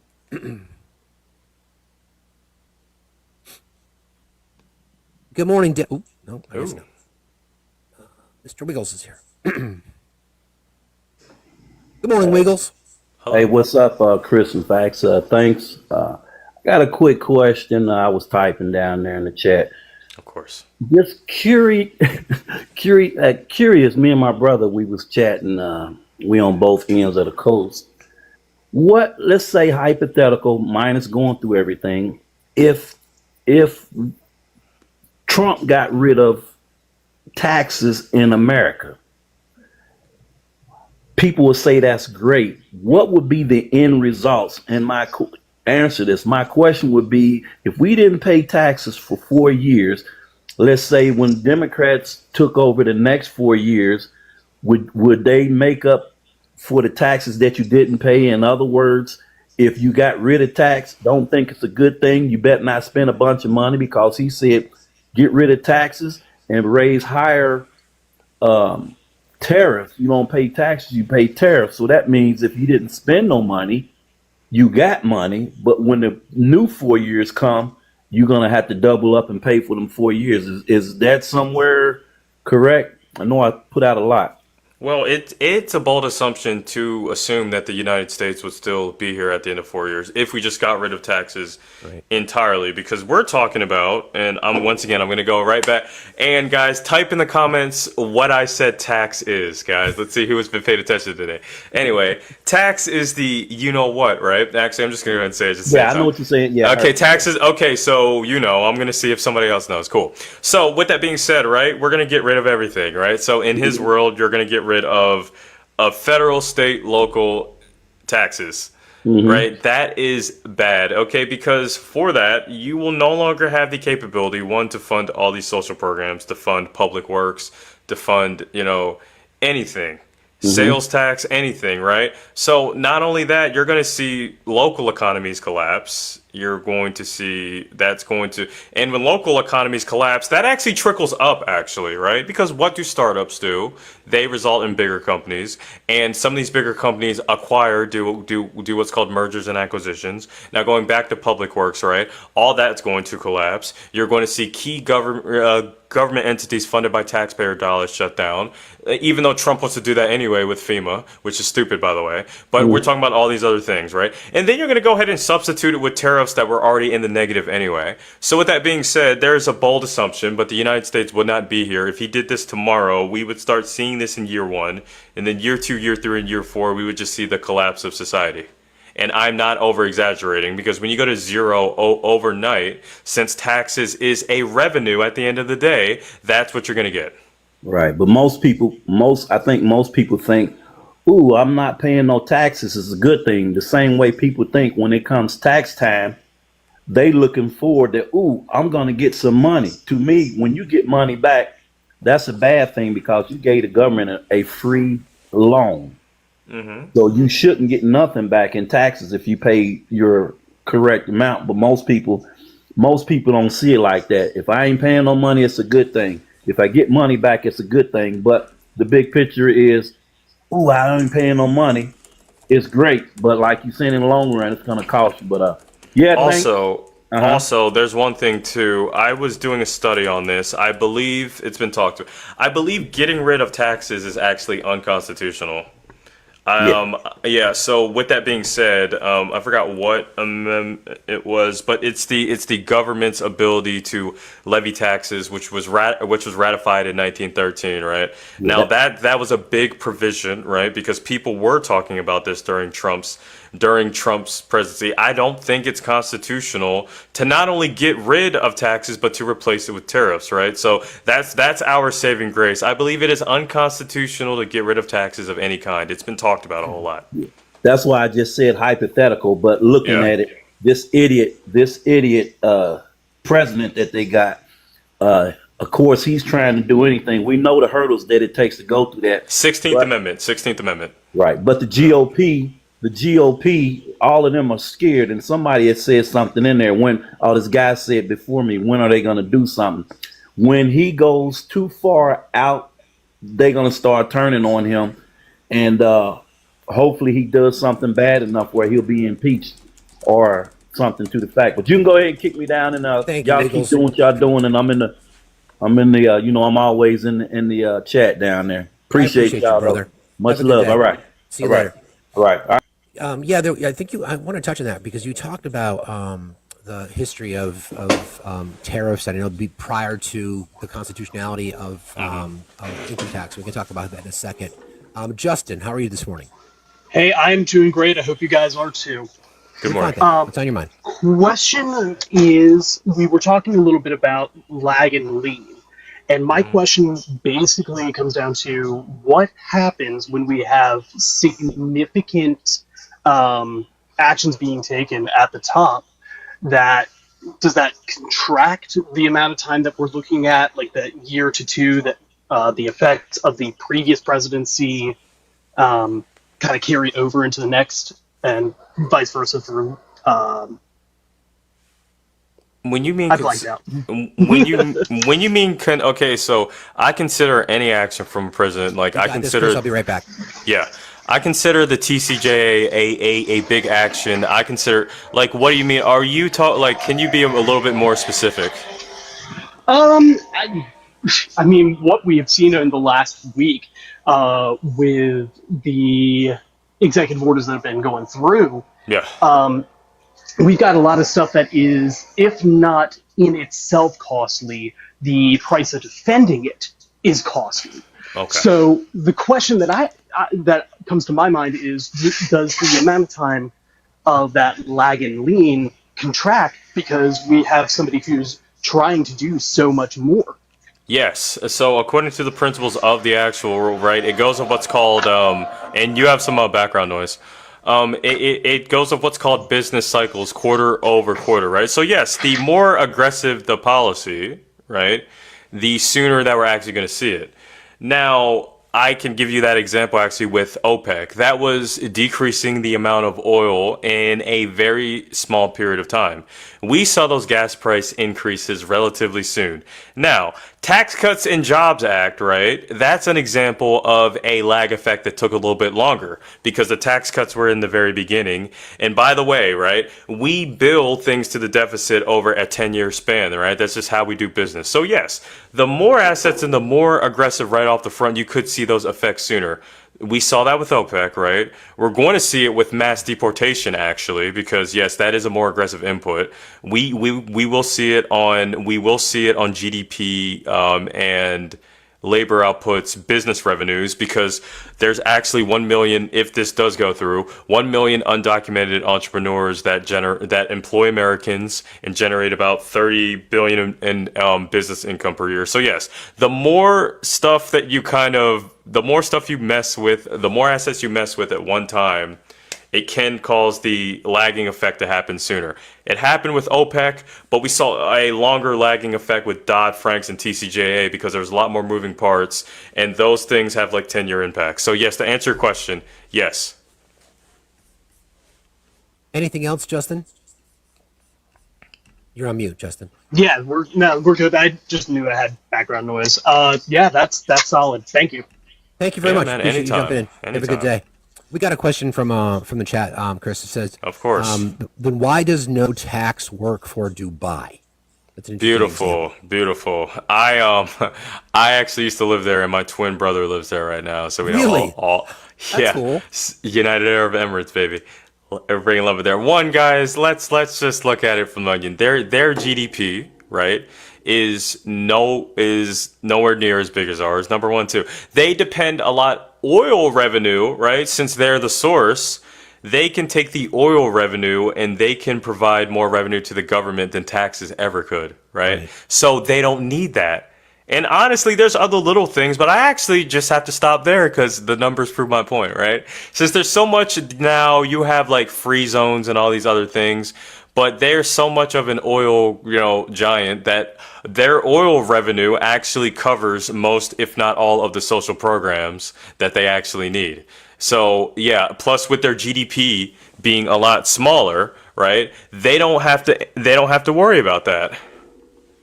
So yeah, obviously, I knew the answer to that question. Obviously, each economy is different.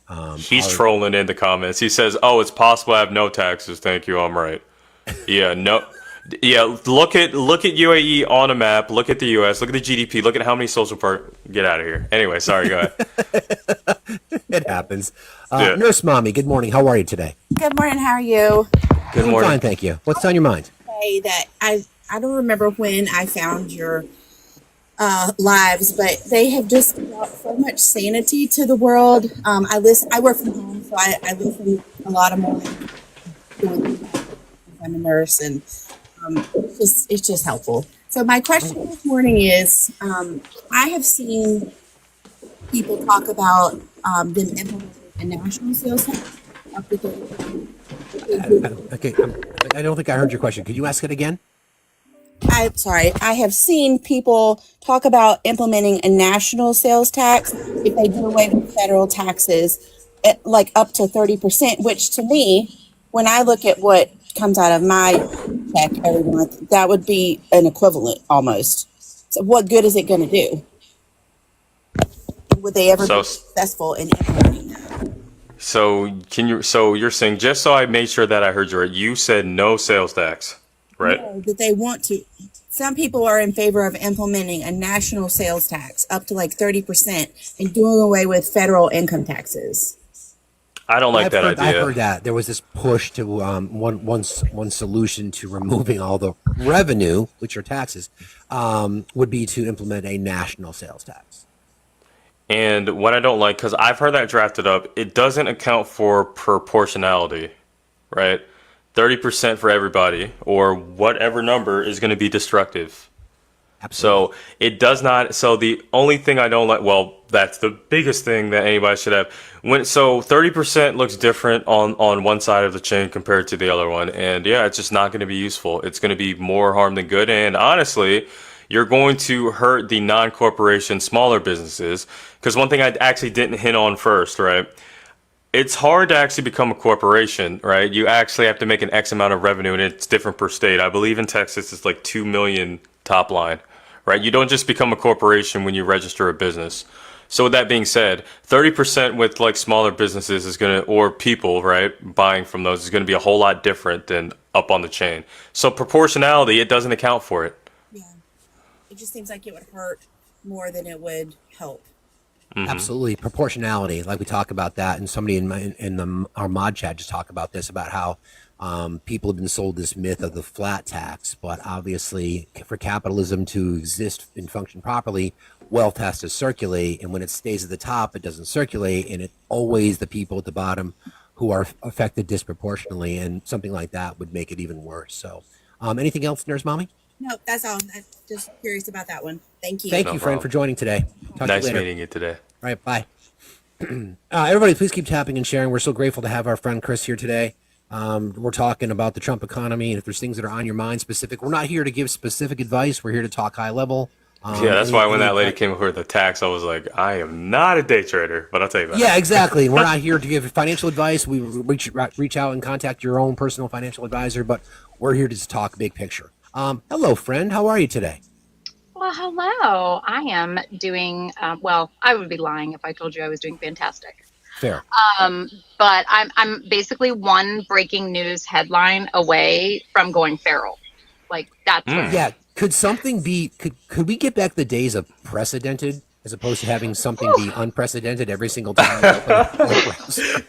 Yes, literally, it's awful. But I just want to come up. This live has been amazing. I love, as a small business owner, you doing this and keeping this to the economy is so solid and so wonderful. And the information that you and Chris especially has been giving has been so important. And I think that people need to hear this. I'm, terrified as a small business owner. And also, how about my payroll taxes? Like, what the F are you going to do, government, with my all the money I'm paying into Medicaid and all of this through my payroll taxes, and my employees paying in for their Medicaid, their payroll taxes? Like, what? No one's really talking about that either. This freeze on this income the government's been getting from the small business owners like myself, and not That's a spending really it. good So, point. Yeah. I'm glad you brought that up. A lot of the vagueness about these executive orders, and just so people know, a federal judge stepped in last night and said, we're going to Good. pause this until we can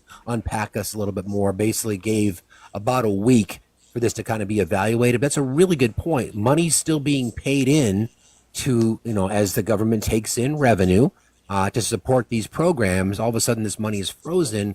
Where is it going to go? In my gut, it's going to go to pay for the corporate tax cuts. That's just what I think. But Well, thoughts yeah. on Maven's question, Chris? Yeah, unfortunately, that's the most likely course of action because, you do create a minute deficit when you go from 21 to 18. But also, right, we just created something that Doge was invented to supposedly, or the IRS would actually pick up on this. Right. So we freeze it. So we stop the payroll tax. I don't think there's any bills, and I've done a good amount of research on this to account, okay, where does Medicare go, right, when it's taken but not applied to anything? I've looked long and hard for that. So we're creating now essentially reckless spending because we have Medicaid floating around in some big government account that we don't know where it's going to. So essentially we just created a problem that Doge was invented for, but the IRS could do a better job because Doge doesn't have the compliance capability, but the IRS does. So Trump's creating more problems. It's going to get addressed later, and then he's going to take credit for fixing it. Right. The poison and the cure. It's the poison cure. And the other thing that I wanted to bring up is there's people talking about, so you guys heard about this 8-month severance package he's offering to employees. Crazy. Okay. And so as an employer, I said to myself, what would be the benefit there?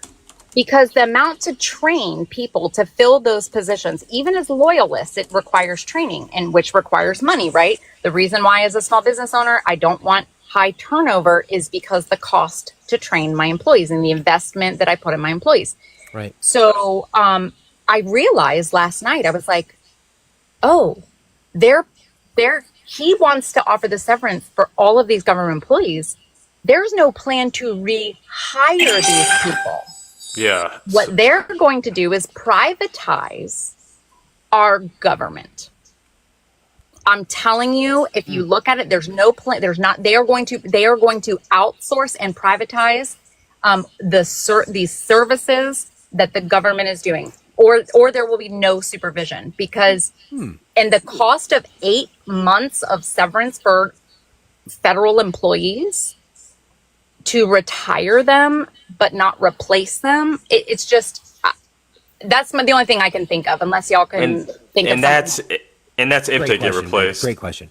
And that's if they get replaced, number one. Number two, they're saying the cost saving measure would be 100 billion. I've done the math, right? I've looked around. I solely believe that number was made up. Right, so there is no situation where because like normally there's a mathematic formula for this, right? The payroll under the balance sheet of these big companies. But yeah, there's no good situation that comes. They're saying this is cost saving measures now because of the immediate, but they don't think about the long term effects. Right. Okay. Well, one last thing. I'm just going to tell everybody. I'm going to take a PSA here. Mental health is important, y'all. I am 5 minutes away from walking into my Weeping Wednesday appointment. That's what I've started calling it, my therapy day. And it is so important to normalize therapy. And it's so important for us to do self-care right now because the shock and awe campaign that they're doing, especially for a small business owner like myself, right? Like I have to keep my head in the game to keep my business going, to keep my people going. And like, it's so hard because of what is going on. And so I just want to encourage everybody to, go take care of your mental health if you need it, especially in this time. And on that note, keep doing the amazing things that you're doing. Love you both and have a great day. We appreciate you, Maven. Thanks a lot for being love here, you too. as always. I'm going to use that as a segue because there was this article I found, and what she's talking about exactly. I'm going to use the restroom real quick. Yeah, go for it, man. I'll be right back. I'll take care of this. I'm just going to mute your mic real quick, buddy. All right. Sociologist Jennifer Walter breaks down what's happening in this country right now and to what to do about it.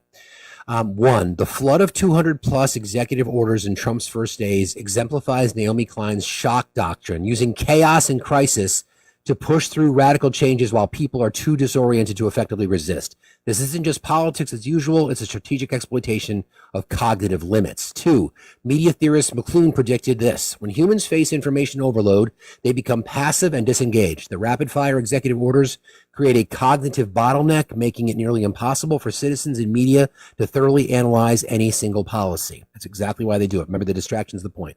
Three, agenda setting theory explains the strategy. When multiple major policies compete for attention simultaneously, it fragments public discourse. Traditional media can't keep up with the pace, leading to superficial coverage. The result? Weakened democratic oversight and reduced public engagement. What now? One, set boundaries. Pick 2 to 3 key issues you deeply care about and focus your attention there. You can't track everything. That's by design. Impact comes from sustained focus, not scattered awareness. 2, use aggregators and experts. Find trusted analysts who do the heavy lifting of synthesis. Look for those explaining patterns, not just events. 3, remember, feeling overwhelmed is the point. When you recognize this, you regain some power. Take breaks, process, This is a marathon. 4, practice going slow. Wait 48 hours before reacting to new policies. Often misses context. 5, build community. Share the cognitive load. Different people track different issues. Network intelligence beats individual overload. Remember, they want you scattered. Your focus is the resistance. I love that. I love that. All right. Everybody keep tapping and sharing. Ooh, Canada. Yeah, that's Trump's not going to be good for you guys either. Betty wants to be the 51st state. We've already talked about it. Oh yeah, okay. Hey, Betty, how are you, buddy? It's your friendly neighbor up north. How's it going, eh? We're going Hey. good, bud. What's going on? Oh, one day at a time, Steve. One day at a time. Keeping our chins up and keeping our stick on the ice, Yeah, agreed. Stick on the ice. That's right. Glove up. Stick on the ice. What Well, do you got that's for us it. today, That's Benny? it. Glove up. Give them the foil. That's right. Do you have a question Yeah. about our discussion this morning? Yeah. First of all, I gotta say, looking at that U.S. economy, boys, it's what in the cinnamon toast fuck's going on there? Yeah. But so there's been some discussion, nothing solid yet, but I know Canada's response is they're looking at a tariff relief fund, I suppose, in response to what Trump's doing. I wouldn't mind getting your guys' take on that, but also how are we feeling about Canada and other countries looking at other trading partners, because we've seen that 2-year lag. I guess I did. Yeah, about the tariff relief fund and the state of the U.S.'s trading partners looking elsewhere, i.e., China. Chris? So one, I haven't looked too much into the tariff relief fund, but what I will say though is that the whole trade war thing is not conducive just to the United States and other countries. But we're the ones that tend to do it a little bit more aggressively.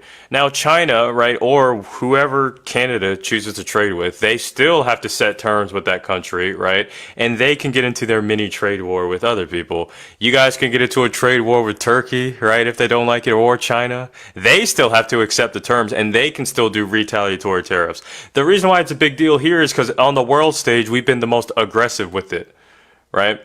So with the tariff relief fund, right, what I'm assuming, according to the math, right, they probably don't see the benefit of solely cutting ties with the U.S. cold turkey. So what they could do, they can do a hybrid model, right? They can still maybe choose to cut off some commodities to the United States while still taking half of that productivity and looking elsewhere. But you can still run into yourself into a smaller trade war with China, into a bigger import-export deficit. It would just look a little bit less aggressive because the U.S. is the only one threatening such large tariffs compared to other countries and all these different things that are outside the standardized version. So hopefully that helps answer your question. Yeah, no. So I mean, you probably won't find anything for the relief because at this point it's just discussion. Oh, okay. It is all depending on the tariffs themselves. So it's mostly just been speculation and discussion at this time. So appreciate you answering my question, Chris. I've been following you for a while too, and I just wanted to leave everyone with a little bit of a quote and a little bit of a suppose some mindfulness for today. I like to remind everyone that it is during our darkest moments that we must focus to see the light. Maybe. I think that engaging in spaces such as this and platforms such as this has been a big benefit for folks. Again, keeping our stick on the ice. And I want to remind everyone that it sounds like might seem like the whole world's on fire, or at least parts of it. But I want everyone to remember that there are certain things we can and cannot control within our personal grasp, and I want everyone to remember about what your 3-foot world is. Right? You're gonna stand up. You're gonna take a few deep breaths. You're gonna reach your arms out, and I want you to keep in mind what's within arm's reach. That's your 3-foot world. That's what you can control. We got to keep local. We got to start from the ground up. Once again, Steve, appreciate it, buddy. Always glad to have you. Always glad to be up here. Always glad to talk with you. Keep your stick on the ice, boys. Stay hydrated. Stay safe. Much love. Appreciate you, Benny. Have a good day. See you later. It's funny, we talk about redrawing the map when we create the new country of Cantifa. which includes a lot of states that will pick and choose. Alberta, though, apparently, according to Canadians, can stay in the U.S. when we redraw the maps. But that's Oh my God. So you know what's funny? The last time Canada was in a trade war, it was with us in Mexico in 1994 when NAFTA was actually first formed. So I right. found that kind of fun. Yeah. Exactly. Hey, Eloquent, how are you today? You are muted, friend. There you go. Yeah, no, I muted myself. I'm so sorry. Hi. Good morning. I'm just living my trying to, despite I don't know the country being on fire. I'm having a coming in a hard little time bit. hearing you, Eloquent. You're coming a little bit Hold on muffled, 1 sister. second. Here you go. Everybody, please keep tapping and sharing. Appreciate you guys very much. Links in the bio. Chris's pay apps are in his bio. Links to the Facts HQ are in my bio. Hi, Eloquent. Is that better? That's Sorry, yes. I had my Thank headphones you. on, so that may have been a problem. So I'm so sorry about that. But oh no, I'm just trying to like live my best life, even with the world on fire. Word. Or at least our country. I'll at least say that. I guess here's my question, because you said something earlier that I thought was really important. Yeah. And it was about how much information is dropping at one time. Mm-hmm. What is the best way and best advice to others on filtering through what is fact, what is fiction, and what is bullshit, or what is important to pay attention versus what is not? Because there are going to be certain things that are being used as a smokescreen to sort of to distract you from the more important things of stripping things either out of the Constitution or attempting to like what he's doing now with the budget and trying to reallocate funds. So like for you, what is the easiest way where you determine this is more important to look at, pay attention to versus something else? So for me, one of the reasons that I got started on TikTok to begin with, well, initially I wanted to kind of test out some stand-up comedy.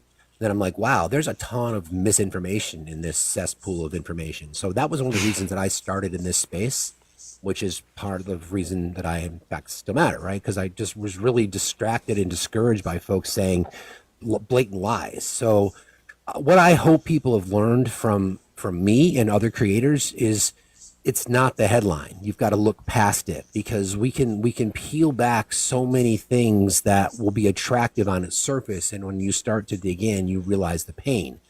So if you trust people like myself and Chris to literally be objective and break down the data, and depending on your political affiliation, in my opinion, that's irrelevant. If you're willing to expose yourself to the truth, it takes work. So to answer your question, Eloquent, I think it's just a matter of the American public by and large is lazy. They have an expectation that they want to be fed the information from some place that they've gotten it from in the past, and they will just believe that on its surface. Whether you're right, whether you're left, whether you're independent, Republican, Democrat, Christian, atheist, it requires a little bit of work. You know, democracy is not a spectator sport. You've got to be involved. So what we do here is encourage people to think. That's why I spend so much time on trying to connect the dots to history, because as we talked about yesterday, history doesn't repeat itself, but it certainly rhymes. My advice, read. My advice is dig in, spend some time learning. Well, then I guess this would be my only contention who's currently listening, because I agree with everything you said. If you trust certain creators, if you follow me for a certain reason, if you follow Chris, if you follow Facts Still Matter, please, on your own time, take one thing you heard out of the live and go and research it on your own. Exactly. There's going to be a lot of information overload. Take one thing, and I know it's easy, and I'll actually go on camera because I really don't mind. Right? Hi. One thing. Take one thing from any live that you hear for the day and go and research that one thing. If you do that for one thing a day, you will be far more up to date on information, and you will also have your own knowledge basis. Look at multiple sources as well. Look at .gov, look at Reuters, look at AP, look at other things. Don't look at solely Fox, CNN, MSNBC. Well, they're good to look at and see, is the tone staying the same as the other things you're reading? Absolutely. I would not take them as a primary source, though, personally. But that is just me. I'm not going to tell people how to take in their news. It's just for me, I try to source it against other things as well and see if I can see the same pattern across multiple news sources. But I love you both. Thank you, Eloquent. Here's a perfect example that I wanted, what you talk about. I completely agree. Take small bites of the apple, right? I completely agree. Here's a really good example of what we're talking about how the headline can be, if you're unwilling to look past it, how damaging it can be. House Resolution 7, introduced into the Republican Congress, 119th Congress this year. The headline of that bill is this: recognizing the importance of access to comprehensive, high-quality, life-affirming medical care for women of all ages. Based on that definition, who would not support something like that? When you read down a little bit, it says, whereas healthcare for women should also address the needs of men, families, and communities as they relate to women's healthcare. That's a perfect example of what you're talking about. So we could be debating people in a live, and I would read that to someone who is MAGA, and I would say, recognize the importance of access to comprehensive healthcare, life-affirming medical care for women of all ages. And they'd be like, why wouldn't you support that? Well, this is why. Then you read the details. So to your point, the flood of information, these things get lost in the shuffle.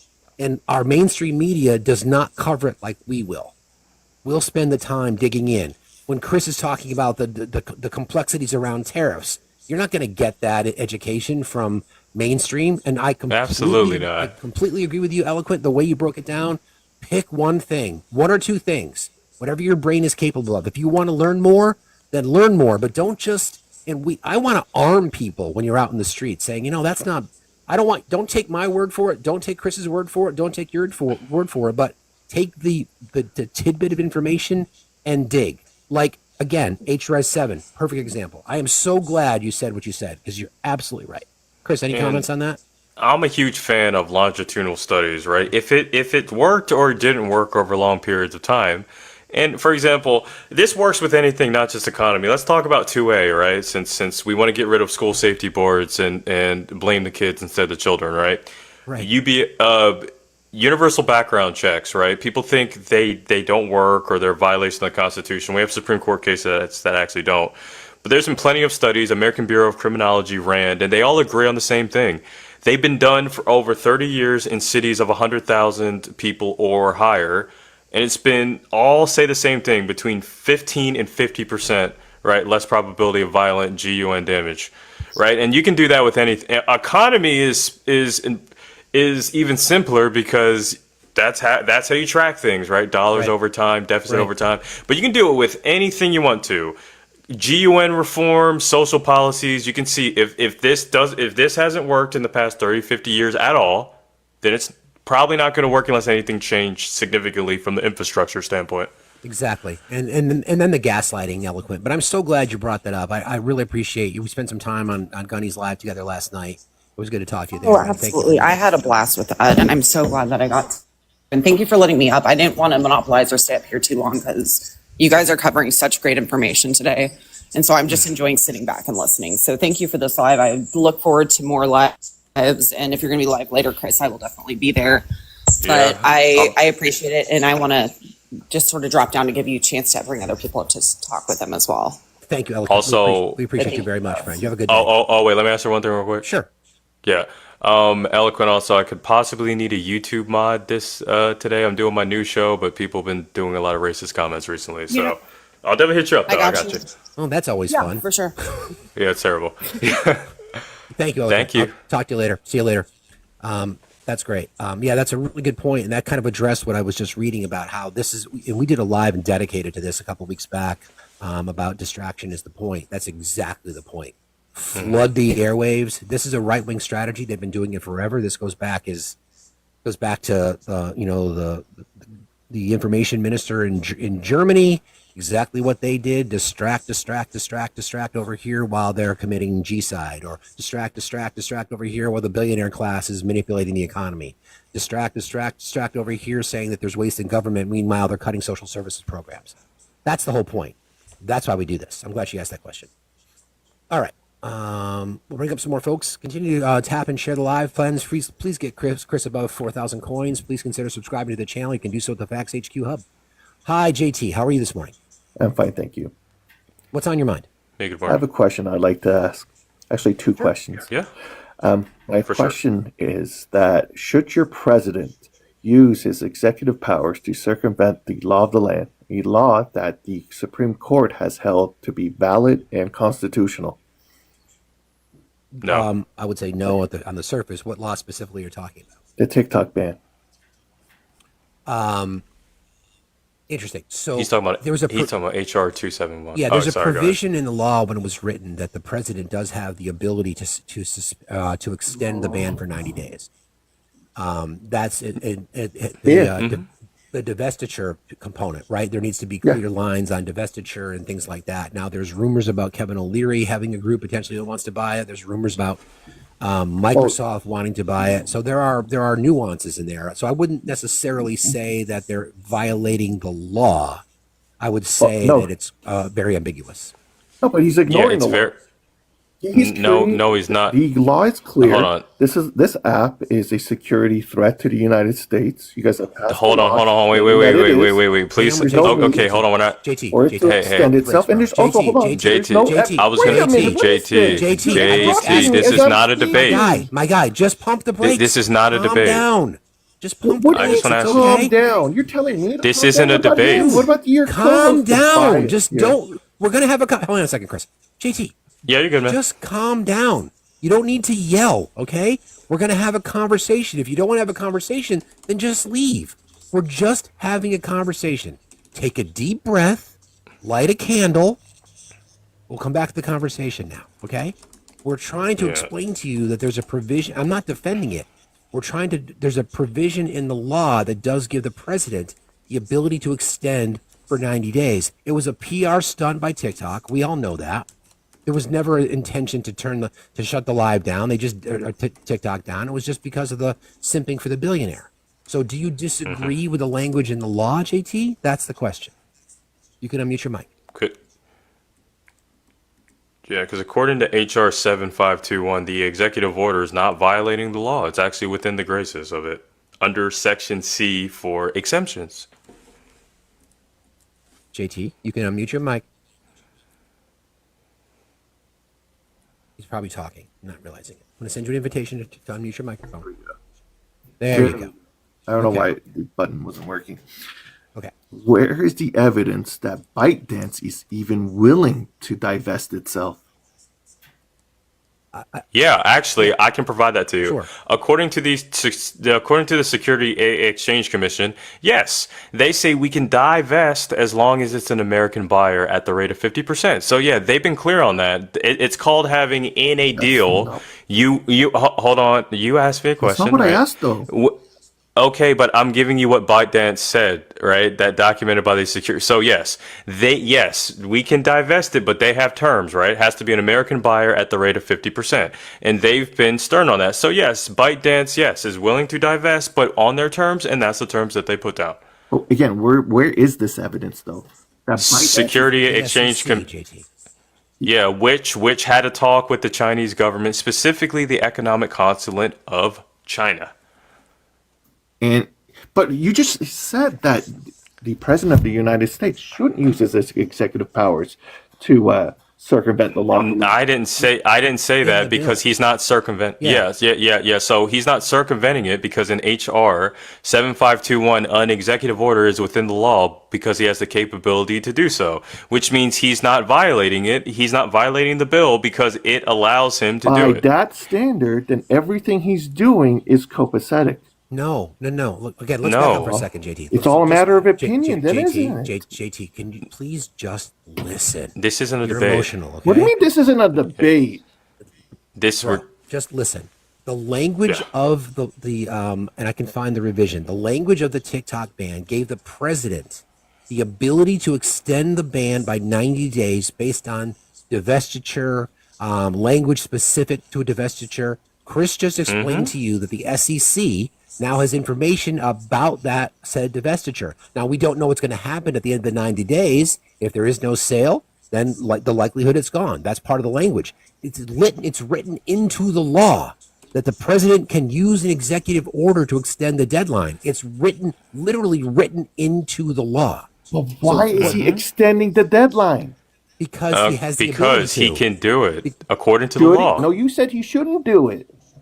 No, I said according. Hold on. When did we ever said that? Yeah, according to the. Okay. Hold on. Okay. The law of the land has specifically stated that this law is a security threat to the United States. Okay. Did you read the bill? Hold on. Slow down. Did you read the bill? Because I'm looking at the part that debunks what you just. If you go to Section C, right, which is exemptions, the answer to your question is there. Can you just read it, please? Like, we're just asking. Law HR. of the land I'm gonna is give you. clear. Okay. This Okay. is Yeah. a It's clear. security threat to the United States. All The right. Supreme Court Okay. has held I this think large we're. valid. JT, The fact that you're benefiting from this app is pure hypocritical. JT, you're not listening.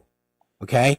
Part of the law that was written and signed, passed the House, passed the Senate, signed into law by Joe Biden, part of the language of the law gives the president the authority under executive order to extend the deadline based on elements of divestiture.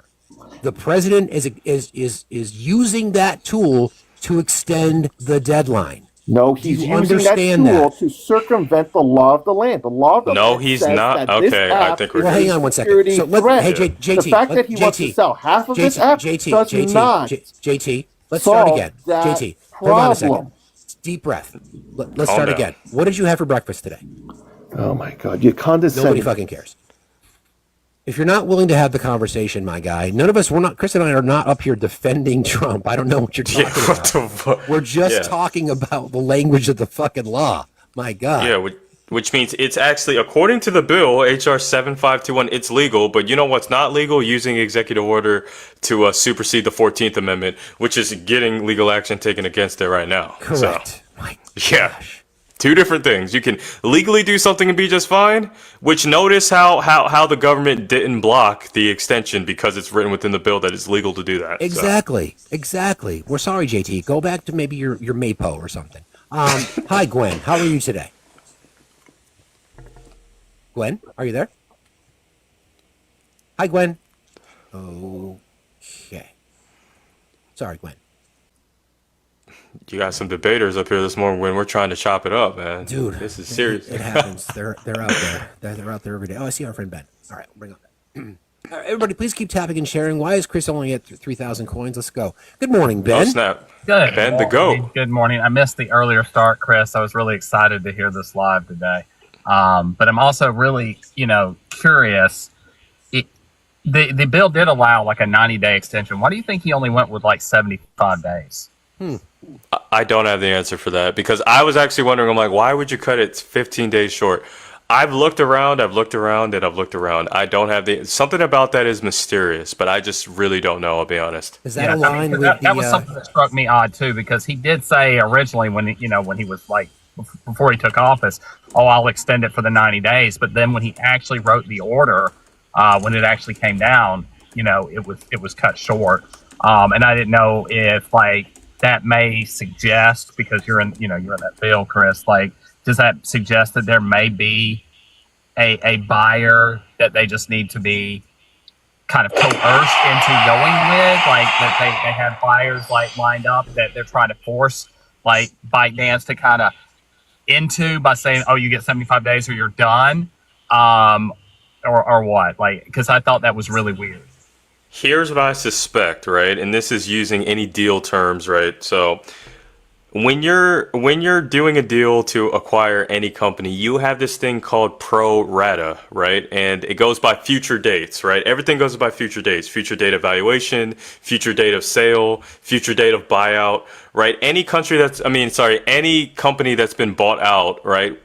That's been set in stone and put in motion in what's called a term sheet for quite a long time.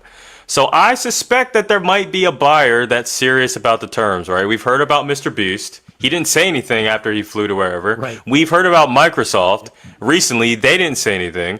But according to the Securities Exchange Commission Regulation D, you really don't have to disclose that information at all until the deal's done. And then you have to make it public. So I suspect the 75 days has something to do with somebody being semi-serious. And the language in the bill, let's be real, it's a bit ambiguous anyway, right? I mean, I think that's by design. And I'm wondering if there's a particular date, like the 75 days, does that line up with when the government's going to be shut down again for funding? Like, all these things come into play. Who the fuck knows? But I think it's more likely that the SEC is, have their finger on it. They're aware. None of us know what's going to happen. Who the hell knows? We don't know. Yeah, so me and Steve can go buy. So if we bought a company, right, it would have already had to been the works on the team sheet about when we started working on the date of origination, right? So we technically don't have to disclose that information. So they're probably doing the same thing. There's probably something crazy about to happen at day 75 compared to day 90. Maybe the sale is going to happen at the end of that 75 days. But once again, that info is not public until the deal is completely over. And they don't have to, according to the SEC Regulation D. And let's be real, there's something that we haven't probably even considered here, because the Republicans in Congress will do whatever Trump tells them to do. So if he says between now and the 75-day deadline to pass a new law so that we can extend it and or whatever, save it, pull it out from the bullshit humanitarian aid that they connected it to begin with, that's on the table as well. So yeah, no, like, you know, I've read the bill and the executive order, and so like I knew that they didn't have to disclose it. I was mostly like your expert opinion, like, because that's what it kind of felt like to me, that maybe there was someone who was like considering it, and they thought that by shortening the time, that would force that deal to actually happen and go through, and force ByteDance to want to play along, you know, or what, like, because that was kind of what I was curious about. That's a good strategy, though, admittedly, because if you set a date, I mean, with big, large transactions like that, you can't extend that deadline. So you actually have to put that in stone. Be like, hey, this is going to be the date of the divestiture, buyout, acquisition, whatever it is. Yeah, because what made me think of that when I saw it was the way that the Twitter buyout happened, right? Like they put that date and said, you've got this time to back out, and otherwise you're done, right? Elon's got to buy it. And, you know, so I was wondering if it was, if you thought, like, in your professional opinion, if that could be a possibility here. I suspect it. It's probable, definitely. Yeah. it's the algorithm, though. That's the thing. I mean, that's what makes it. That's what makes it unique. You know, the fact that we can have these levels of conversation is the important part, and how you can expose to people from different parts of the world. The For You page itself is the special sauce, as they say, right? I don't know if you've talked about it either. This is all related to the Trump economy. So a friend of mine who heads up some projects in Minnesota. She's part of the state demography team. She was in my grad, program with me, and they got the letter from OMB about the grants, and we're already seeing like a lot of inconsistencies, right? Like, they said in the press conference it's not going to affect Medicaid and food stamps, and all 50 states lost access to the Medicaid website in a day. What are short-term and long-term economic ramifications that could come out of this kind of chaos that we are seeing with this kind, the money? Because a lot of people rely on this. Like a lot of people's jobs, for instance, rely on those government grants or those research grants. Medicaid covers so many different things. A lot of seniors get their medicines and things through Medicaid as part of Medicare. So what do you anticipate, both short and long term, that the effects of this chaos could be? So that's interesting because Trump notoriously did this his first presidency. So because of the first TCJ, and I'm going to wrap it around to the social programs because that's part of it, right? We saw the first time in 11 years back then an increase in the SPM index, which is how you measure poverty, right? And there's a correlation between these social programs being available and getting people out of poverty, right? And the lower middle class having higher post-tax income. So when we start with the social programs, right, even though an executive order is going to be in place for 90 days, you're going to see an increase in poverty because a lot's going to happen in those 90 days when people stop getting those EPTs, not being able to go to work or have the money to apply for jobs. I suspect we're going to see another increase in the SPN poverty index because something tells me Trump might try and make this permanent law as well. Yeah. And that's kind of my concern. There was also on military.com, the official magazine of the U.S. Armed Forces, there was concern that the Veterans Affairs suicide hotline had also been affected by this. And we already see 22 a day, is the number of veterans. That's a separate pool of money, right? I don't think that fell under that. But some things with the Veterans Affairs that I don't like, because a buddy of mine reached out to me personally, and like I don't like hearing my friends cry, especially the ones that we went overseas with. He's part of the LGBTQIA plus community, a person that I served with in Afghanistan, wonderful person. And yeah, he's getting his disability check, stopped pretty soon and all this other stuff. That's a whole different problem. That's separate from now. That's a separate policy or action that he executed. That's separate from the research grants and the EBT and the WIC and all the other stuff. Yeah. But that's something worth noting as well. Yeah, because like the military magazine was like speculating that it could have to do with Trump's anti-LGBTQI stance, right? Like they don't want that suicide hotline to be made available to people that fall in those categories. Which is absolutely disgusting for people to serve their country, and it's coming from a draft dodger. So I got no respect for. Yeah, suckers and 100%. losers. Yeah. Just on this topic, for those of you who don't know, there was this push by the Trump administration to stop and freeze funding. A federal judge stepped in like literally minutes before. And we went through the list yesterday a couple times, and the common thread was social programs. That was the common thread. Like waste in government apparently is providing school lunches to kids or SNAP benefits for parents who depend on it. There's a video circulating of a Trump supporter losing her mind because she depends on SNAP benefits and saying this has got to be a lie. The media's got to be lying to me about this. This can't be real. Sadly, ma'am, you are in the find out phase. We told you this was going to happen. So this is still open. It's still open question as to whether or not it's, first of all, constitutional, but more importantly, I think this is a strategy. What you're seeing here is that in many cases, these EOs are unconstitutional or directly violate federal law. He's going to test the courts. That's the plan. So it's going to take somebody to raise this issue, to bring up, thankfully, the ACLU's on it. Thank you. There's people like Mark Elias who's out there, but there's not enough. There people have got to challenge this bullshit. He's going to test the court. I think that's the game, sadly. We talked about that's a Heritage Foundation tactic, actually. Yeah, we talked about that. Oh my gosh. Steve, we talked about that on your live, like either last week or Monday or something, about how they all blend together these days, Ben. Yeah, because I agree. I think they're testing boundaries to see what are the exact boundaries of an executive order. So if you think about like the gender discrimination. The gender discrimination. Buddy. You just got flagged. Ben, sorry, buddy. You just got flagged. Oh, did somebody report him, man? That's crazy. Ben is awesome. Yeah, there's some Ben. Yeah, Ben, if you're still in the chat, buddy, you got flagged. You can come back up if you want to. That's unfortunate. Wait, there he is. Bring him right back up. That's crazy. Yeah. Shame on those guys. Yeah. Welcome back. Yeah, it just said flagged for some reason. I don't even know. Like, it didn't give me a reason. Hate and harassment. Hate and harassment. So yeah, okay, well, whatever. So like they're the gender discrimination EO, for instance, only applies to the executive branch under the purview of the president. So it seems like they're just boundary testing. Yeah. Yep. That's exactly right. Which is terrible. Which is part of the reason. I mean, again, this is something that doesn't get talked about.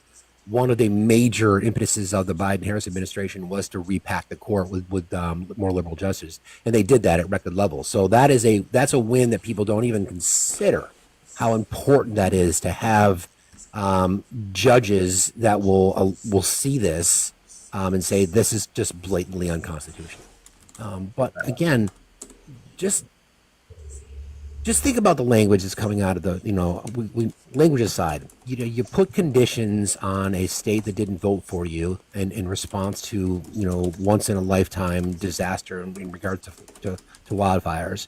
You go after social programs designed to help keep people out of poverty. There's no intention there's no reason to do it other than pain and suffering to justify the tax cuts that we went through earlier. I mean, all of this relates to that. And this is who we've become. I think people need to start accepting the fact that this is who our nation has become because people put this in office. And Ben knows this, and Chris, you may know this too. I've been talking about this shit for months. This is exactly what's going to happen. This is all by design to harm as many people as possible so that Trump and his billionaire class donors can enrich themselves on the back of poor Americans. brown-skinned Americans, member of the LGBTQIA community, women, et cetera, et cetera, et cetera. And this is exactly what we're seeing. This is Project 2025. That they now call America First. Well, Yeah, and we have, that's crazy. What I was going to say is, history may not fully repeat, but it damn sure remixes quite a bit, right? Times. And we saw this exact same playbook in 1930s, Germany, right? Like where we have, a wealthy class coming up into power, creating an us versus them kind of grouping, right? So that then they could enrich themselves because corporate profits blew up. He became a billionaire by the time it was all said and done.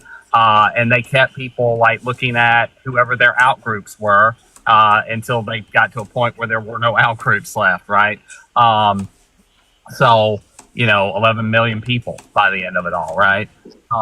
So like we're seeing that here, and we even had it wasn't to the same extent because let's say remix, not repeat, but we had our night of long knives just a few days ago.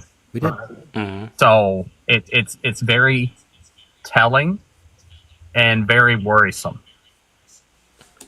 Yeah, we went through this exercise. I read this yesterday and posted it about exactly what you're talking about. Started, the mustache man started as a convicted felon, charged with insurrection, got his hand slapped, nobody responded. And then what we're seeing now, and I have this conversation with people who disagree with me. Why do you guys keep claiming that Trump is a Yahtzee? And that's because he is. Let's just call it what it is. Simple. I don't want to beat around the bush anymore. Friends, just real quick, just want to remind people, if you are interested in supporting our channel, there's a couple of different ways you can do it. We have a brand new Facts Hub. You can find the link to the link tree that's in my bio. That's going to kind of be our hub of information, whatever happens with TikTok. If we ask JT, it's this big conspiracy that we're breaking, whatever, I'm not even going to mention him again. You can subscribe there. You can go to the perks section. It's only $3 a month. It's the cheapest price we can offer. If you want to subscribe annually, get a 15% discount. I would ask all my subscribers to eventually move your way over there. If you're considering resubscribing, please do so over there. Get you discounts on merch. We're going to build out the whole platform. Talked to one of our awesome mods last night. They're going to help us with that. So if I could ask you guys to please go over there and subscribe. I want to thank you to Sheila, to Trucker, to V, to Pepper on Knees, to Mrs. Pickles for subscribing today. I appreciate you guys very much. Yeah, and please call me for any tech issues. Said no one ever. But unless you're Jess. Yes, she's the only one that calls me for tech issues. I don't want to monopolize because I know you want to have opposition come up, so I'll drop. No, we're not. We're not interested in ops, Ben, to be honest. Yeah, we don't need JT coming back. Okay. I didn't know if you wanted maybe to bring somebody up, but I do want to say that JT is also indicative of so many people in this world where death of expertise, the Dunning-Kruger kind of syndrome, where they think they know more than the experts on a topic, right? Like, I would never, ever in a million years try to claim that I know more about this topic than Chris. Like, Chris is the literal expert on this topic. That's why he's here. Well, we weren't even talking about economic topic. All me and Steve did was go directly to the bill and read section C. Like, this was about the TikTok. like I'm not even an expert on the actual. Like, cool, let's read what it says in the actual bill.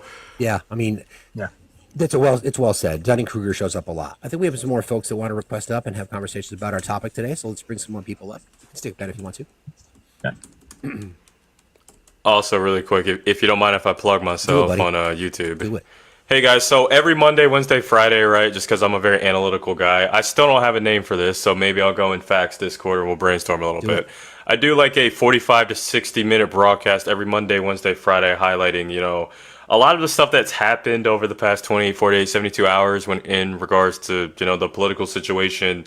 I debunk a lot of things with a lot of sources. So follow me on YouTube. It's in my bio, almost at 2K. And I'll be doing this over the next 4 years, every Monday, Wednesday, Friday. So if you want to stay up to date, just follow me on YouTube. Angela, good morning. Thanks for being here. Hi, good morning. I apologize for my voice. I'm recovering from a week of pretty bad sickness. But I have a question. Okay, so we have the bills coming forward in Mississippi and Missouri that are, trying to give life in prison for undocumented immigrants, correct? Right. Which means that 1484. Yeah, so that means that they're not actually wanting to deport; they're wanting them to be in prison. which means they probably want them in prison for free labor, right? Correct. Yeah. Okay, so is it possible that all of this, removing the funding, the federal funding for all of these programs, is to create more poverty because poverty drives crime, which would make more people go into prison, which would then be more free labor? I would say so because undocumented migrants are only beneficial for the economy because they generate $100 billion in federal, state, and local taxes, $30 billion from the undocumented entrepreneurs, 1 million that employ Americans. Overall, if we do revenue minus cost, because I love that word, they're a net positive, right? After you take away the costs, they still plus 330 billion for the economy, right? So with that being said, of course, the big government that's run by billionaires is going to want to stop this and promote even more income inequality and still keep the migrants, but take away their ability to pay into the federal, state, and local taxes and provide these business incomes. So you're spot on with that. Well, that is absolutely devastating. I know, it's pretty messed up, yeah.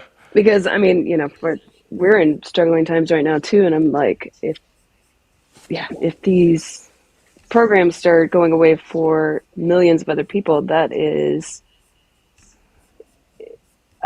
I don't even know what to do. Private prisons are going to be full, and then so I guess they're not really worried about, for instance, in the agriculture and stuff, they're going to have free labor. They won't have to pay anybody anymore. It's just going to be free, basically. Yep. And is that the big plan to bring the grocery prices down? That and Gulf of America, who knows? And I want to point out, like, those private prisons real quick, right? If they are not kept to whatever capacity that the state has arbitrarily agreed to with the prison company, so like in the state of Florida, I think it's 80%. It has to be at 80% capacity.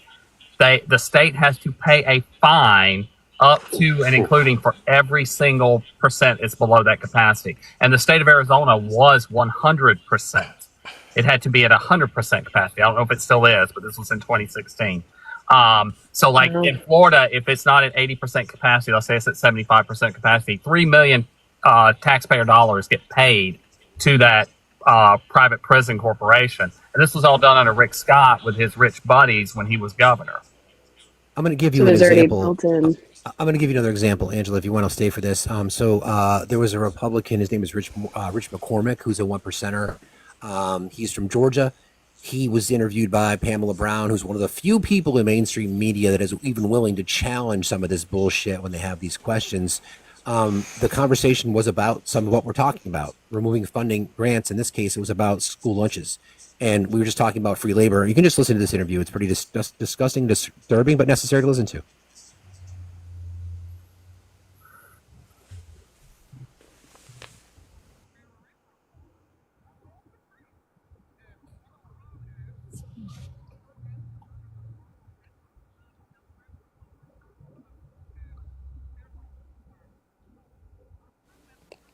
Can't hear it. It's coming in like whispery kind of. I thought maybe it was just me. Same. Did you say you can't hear it? No. No, I mean, it's barely in the background. Hold on. Sorry. New tech. Stand by.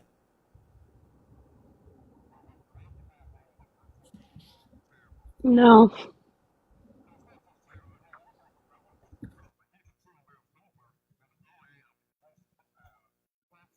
Did you hear that?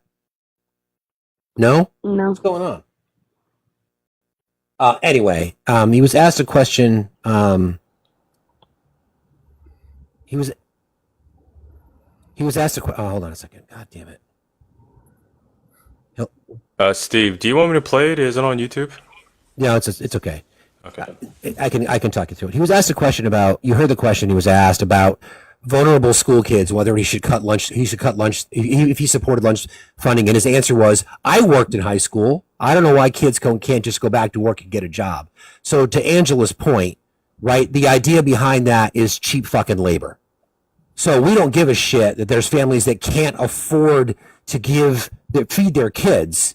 Everybody should just get a job. Steve, what state was it? Is it Missouri or Arkansas that wanted to make child labor legal again? That was trying to pass a bill to get kids as young as 6 and 7 back in jobs. Yeah, that might have been. It could have been one of those lovely I states can't remember down which there. one it was. It was one or the other. If somebody wants to look that up, I don't think it actually passed and went through, but it was being debated by the legislatures there as a way of improving the economy.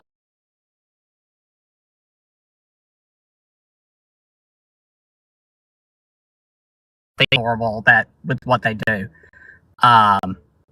but like I mean that is the thing, right? They want cheaper labor, and the problem is that the countries that we have now been outsourcing labor to are becoming, as you know, developed on par with us, right? Like China and Korea and things like that, right?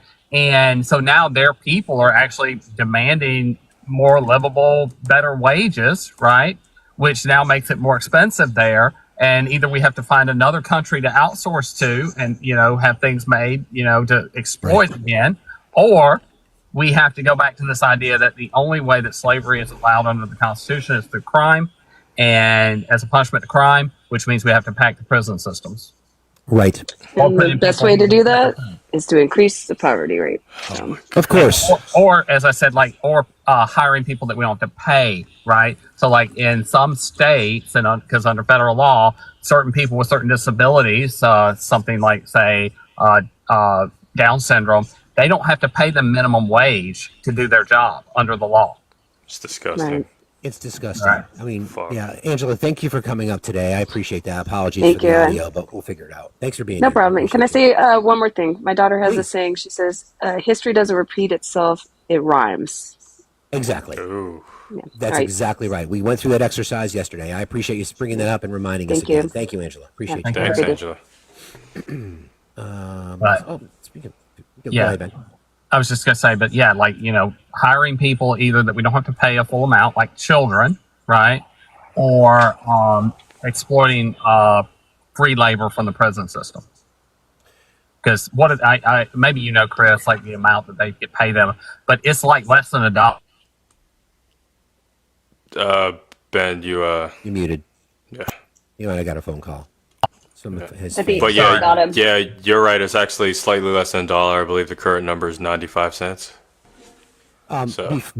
Before I introduce our next guest, as a reminder, our next guest will be joining us tomorrow for a panel discussion about running for office and how people get involved, what they do, how they do it, how they can be a badass savage and push back against the bullshit. Victoria will be joining us along with crazy mother runner Jess. We'll talk about it from the state level. We'll talk about it from the federal level. So welcome. Thank you for being here. What's on your mind today? No, I was just listening to this conversation and I keep going back to the Gilded Age. I don't think they're going to do, I mean, they might do the prison system thing, but I think this is going to be full on Gilded Age. You could go to public school until you're like 8 to 12 and then you leave school to work in a factory or to do the thing. I think that it's going to be Gilded Age type things because, I mean, that's what they've been going for, but it's a bit a long game. Well, I mean, to add on to that, right, one of the reasons that Mitt Romney really failed in his presidential run was that he made one comment that turned like all the young people in America really against him, where he said, if you cannot afford to go to college, you shouldn't go. Go, exactly. And this is a guy who that year he made $9 million filed on his income tax. He had a $40,000 tax deduction for a dancing horse, right? And he's telling Americans that if you can't pay out of pocket, if you need loans or a Pell Grant, then you don't deserve to go to college, right? Like that was so out of touch that it just caused young people to come out in droves to support Barack Obama again, because there was a little touch and go there because the economy was starting to improve under Obama, right? Like we were coming out of the housing market crash, and Romney mentioned that too, because he was like, the minute I get elected, it'll be solved because we know how the timing of elections work, right, with presidential policy. And so there was a chance at one point that Romney could have become our president, and then he made that gaffe that really says what Republicans want, because they don't want people educated. They just want you educated enough to do a job. On that topic, before I introduce Annie, I just think it might be worthwhile to discuss, the resistance for wanting to forgive student loan debt, for example, and the positive impact that would have on our society. Last time I checked, when you're in capitalism, you want more money in people's pockets so that they can spend money, and yet we can't forgive student loan debt, but we can give billionaires more tax breaks. And that makes sense. Loans. The PPP loans too. Yeah, that makes perfect sense. Like Marjorie Taylor Greene had how many millions of dollars forgiven for the PPP loans that she took out as a congressperson? Right. But we can't forgive our hardworking Americans who are just trying to buy a house and maybe take a vacation, any kind of break. Right, exactly. And also study supports too from a economic sensitivity analysis for there that's discouraging people. We have a nursing shortage right now, a doctor shortage right now. Yeah, that's discouraging people. There is a lot of mathematical evidence that forgiveness for lawyers and doctors, for example, in European countries, is a good thing, and it only helps the economy. Absolutely. I mean, why would we not want to do it? It's even if of people again, that's part of the issue for me. And before we move to Annie, because I know she just came up, but real quick, just like a thought exercise, I actually wouldn't even be opposed that the government pays 100% for your college, right? But you serve a couple of number of years based on what the kind of degree is and what the potential earnings could be in the future in a civil service kind of capacity, maybe not making the full amount, right? I would be all for that. Right. I did that with the military when I did ROTC. I'm just fine. I was going to say the military is the only organization that does that, but you have to literally put your life at risk or put your quality of life at risk in exchange for that escape from poverty, right? Can you hold your thought for 1 second, Victoria? Can you hold your thought for 1 second? So I just want to introduce Annie. Sorry. Go ahead, Annie. You're fine. No worries. You're good. I'm good morning. listening. Good morning, friends. Good morning. Good morning. So I kind of wanted to talk about the press conference yesterday. Did y'all catch it? Yeah, I had some audio that I was going to play, but I'll have to figure that out. Just the gaslighting. It was ridiculous. The most transparent administration he claimed to be. The projection since the election, the projection coming from MAGA is just it's mind blowing. I mean, I cannot even fathom walking around being a MAGA and being like, y'all don't do your research. You don't like facts. But I'm like, what are you? Anyways, that press conference though, I hate to say it, but she ate it up. She was scary on message. I don't like it. Yeah, I mean, bullshit lies. The quote that I will take forever, and I will hold this against you. The president is willing to sit down with any and everyone in media. So, Rachel Maddow, I highly doubt he'll sit down with her. My favorite thing, Matt pointed this out. My favorite thing that Matt pointed this out, he caught it before any of us did, is that she said that people who enter this country are not subject to our laws. Which then, exactly. Yes. Yeah. Then that they're not subject to the immigration laws. They can do whatever the hell they want, right? Yeah, they're not subject to the laws like a sovereign citizen. Yeah, exactly. Oh, okay. So that means great. So that means none of them are criminals. So they can all just stay, right? We're good. Yeah, correct. Yeah, I mean, according to that logic, to get an interview. If you're not bound and beholden to the laws of the nation that you're in, because that was her argument for why they needed to be deported, is that they need to be deported because they're not bound by our laws. Right, exactly. If they're not bound by our laws, then why do the immigration laws apply to them at all? Right. Yeah. Thank you, Annie. Appreciate bizarre. that. Lovely day. I appreciate you. Thank you. Thank you for being here. All right, bye-bye. Appreciate you. Victoria, what were you going to say?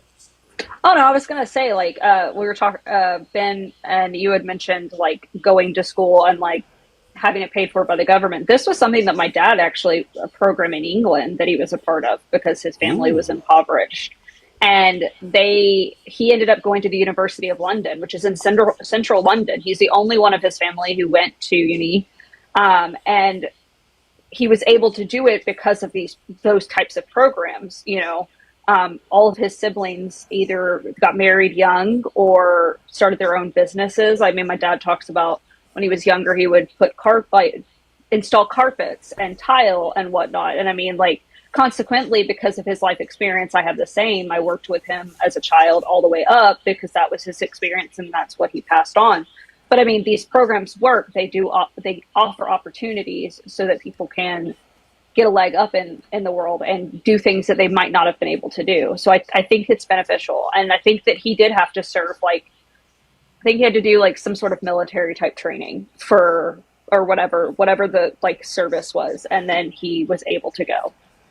But yeah, no, I think we should do those types of programs because they're beneficial. And, you know, it changed the trajectory of my life. I mean, like, I'm here because of that, like, for a plethora of reasons, but yeah.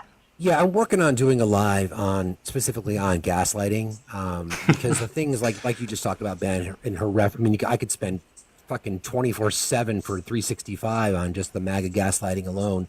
But, you know, the example that she gave about not subject to the laws and jurisdictions of the United States, claiming that the Trump administration is the most transparent administration, claiming that he will literally sit down with every journalist, claiming that they are the party of law and order. Mike Johnson scrambling to try to defend, convicted felons who beat up cops while saying they stand with the blue. This is the kind of stuff that I really, really worry that people will not be willing to call it out because, like, not knowing how to call out gaslighting, for example. I'm good at it, humbly speaking, so we're going to do it. Laney, come up. Oh, I didn't. Yeah. Did Laney request? Yeah, W Laney always. Okay. Sorry, I didn't see them in there. Good morning, Laney. Morning, y'all. Good morning. Good morning. Good morning. Yeah. So I was trying to get up here when y'all were talking about the presser. Oh, sorry. Yeah, it's okay. So something that really stands out to me was that the whole funding freeze that freaked out the entire country and like crashed, so many like government websites for several hours. So, then they were like, okay, yeah, it's not Medicaid, da da da. But like something that she said, that Levitt said, was that the pause was an effort to be good stewards of taxpayer dollars and eliminate funding for what she referred to as transgenderism, not a word, by the way, and wokeness.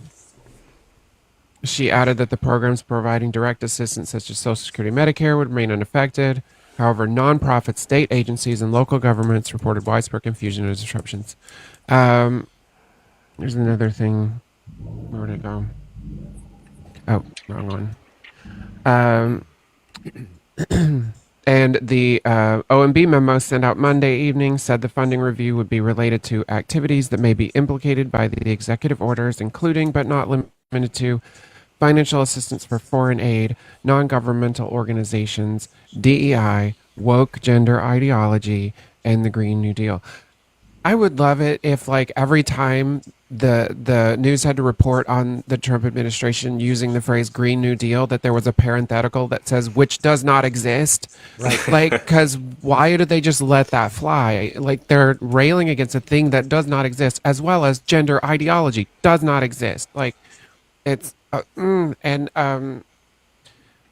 they are hitting us on all fronts, the trans community. Like, and his new executive order about protecting children goes up to age 19. I'd like y'all to know, like, that, or it goes up through the age of 18, like until they're 19. So they're already moving into adulthood. And we've said this all along. Terry Schilling of the American Principles Project was one of the ones that started all of this anti-trans crap in 2015. They started this plan, and he said their goal is to eliminate all transition care. Please do not close y'all's eyes on this. Like, they are coming for all of us. They want to eliminate trans people from society, and they're doing it on every front possible. And they will slowly encroach little by little by little by little until you don't see me anymore, or any of us.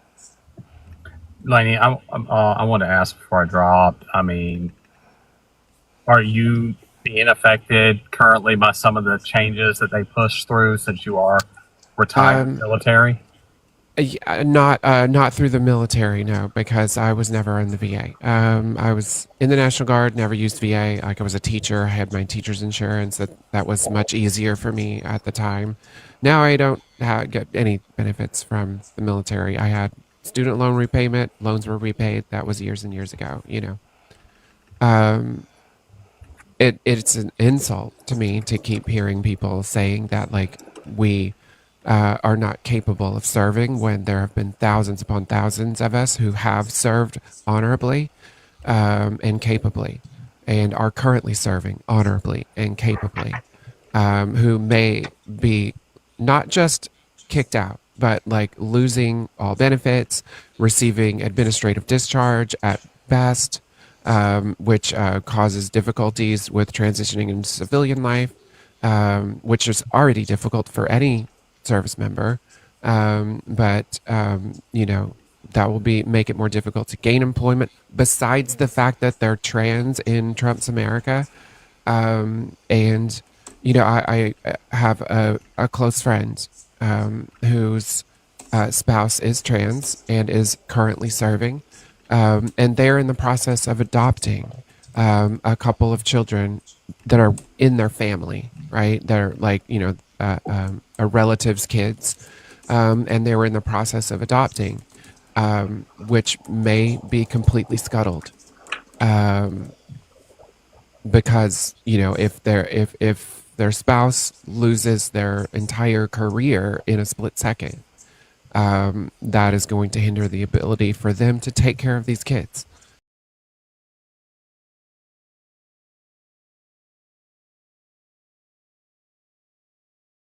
To just offer us as red meat to the bigotry in this country. I'm sorry, Lance.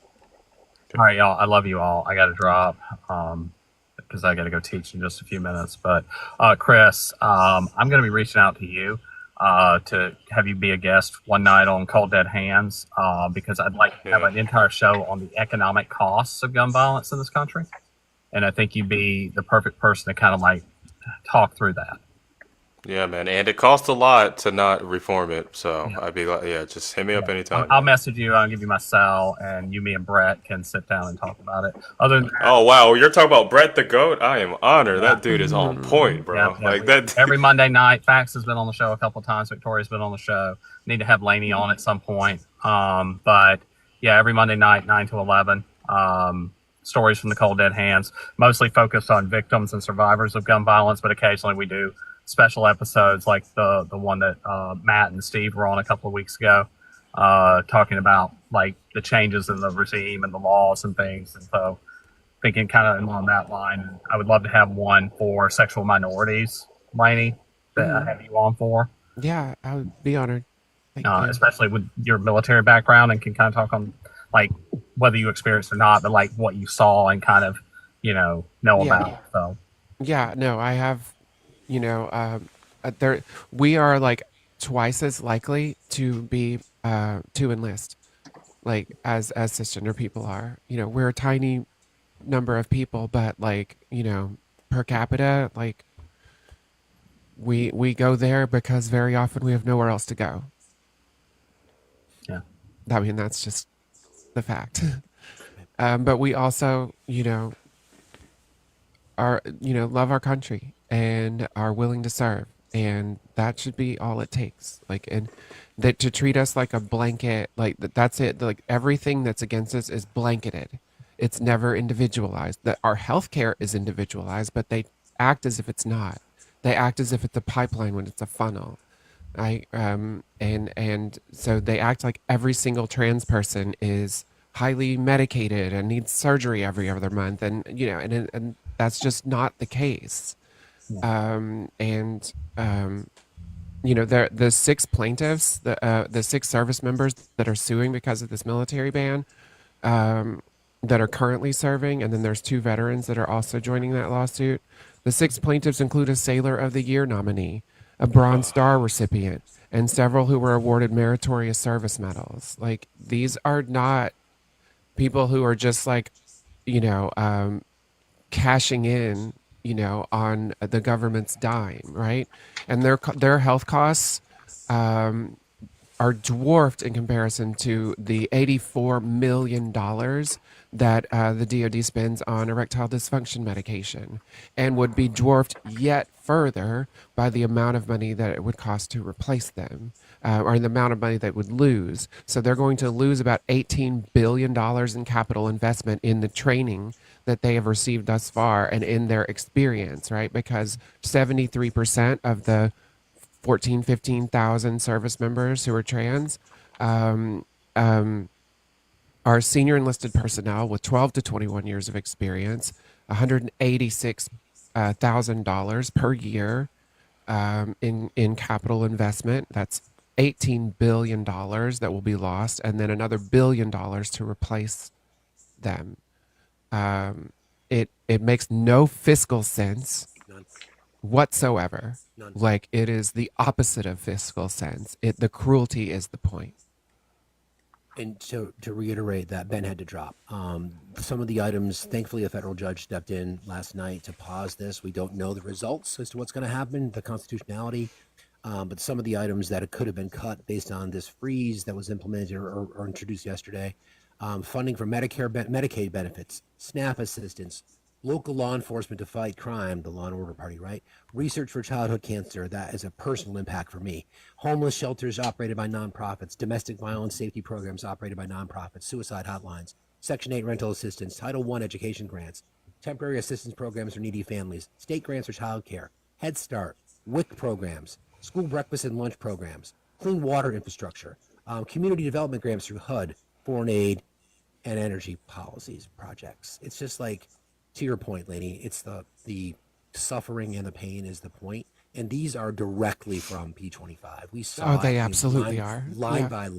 You can make the direct correlation to this, right? Yeah. I do need to Steve. go. Yeah, Chris. I Sorry. need to go, No, sorry, and Lenny. because Thank you, my Lenny. kid's coming in an hour, and I need to take a shower and stuff before he gets here. Thank you. All right, love See you y'all. later. We love you. Love Bye, you. Lainey. Love you too, Lenny. I was about to say I have to go. I got to go jump, but as things are happening economically, you can always pull me in and we can explain it real time because stuff's changing Thank like you so much faster for being than here, even I man. expected. I really appreciate that. Everybody, hearts in the chat for Chris for spending 3 hours with us this morning. I really, really appreciate that, brother. I think a lot of people really had no clue as to, plus the way that you broke it down so simplistically.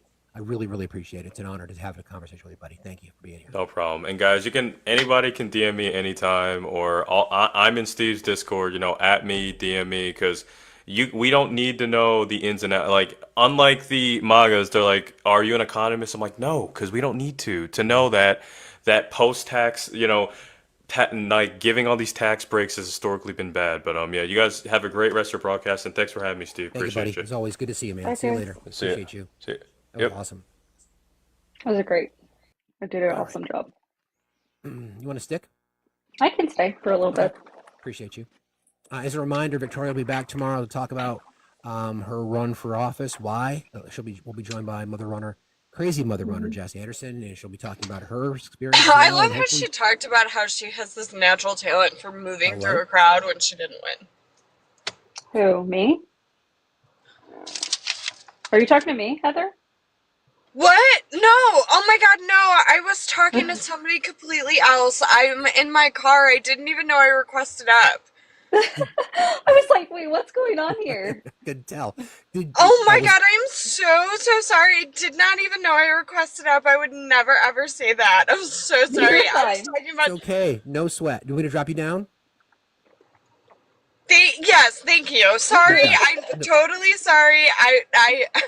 I was No talking about I was thinking about MAGA. Like, that's where my brain was. Didn't even know I was up here. So sorry. Don't even worry about it, love Heather. that. Thank you very much. Have a See you good later. day. Have a good day. That's funny. I'm like, wait, I said that yesterday. What's going on here? That's exactly right. Everyone, please gift Victoria. Please pay ups in her bio. Please consider subscribing. Please join our team. You can do so at the Facts Hub. You'll find that in the link tree that's in my bio. Trouble, how are you today? Good, but accident. Okay. Did Do not you want me to drop you mean down? to. Yes, please. You got it. No problem. See you later. A lot of accidents of late. We'll bring up Raython. Excuse me. Yeah, drink some water. Stay hydrated. I'm It's trying. important during Yes. this time. Raython, are you there? It looks like you're not able to connect, friend. If you want to request again, you can come on back up. Happy to have you. I don't think, guys, I don't think that was intentional. And if it was, like, it was my first congressional run. I don't give a shit. I did lose. Like, it's not going to hurt my feelings. It's so funny. Good morning, Shane. How are you today? I'm doing all right. For all the MAGAs that are in your crowd, I just wanted to reiterate something. FEMA is a federally employed agency that is federally funded. So if you guys really give a shit about your North Carolina neighbors, you probably shouldn't have voted for a dude that just funded the federal government and took away their federal emergency management agency. Yeah, there's that. There's that. So People don't understand really, about FEMA being on the chopping block. FEMA does what they do to help subsidize states that can't afford disaster recovery now. So, for example, if you are a red state that's already upside down in your budget and you have the next natural disaster, because there will be one, how are you going to pay for it? How are you going to pay for it? How are you going to provide your citizens with what FEMA does now? FEMA's far from perfect. We know that, but that's what they do. They provide disaster assistance. And when you want to remove funding, the next tornado, the next Smoky Mountain fire. I think Political Mom actually has a great video on this of my governor, Bill Lee, being so fucking stupid. Thank you, Shane. And I appreciate you.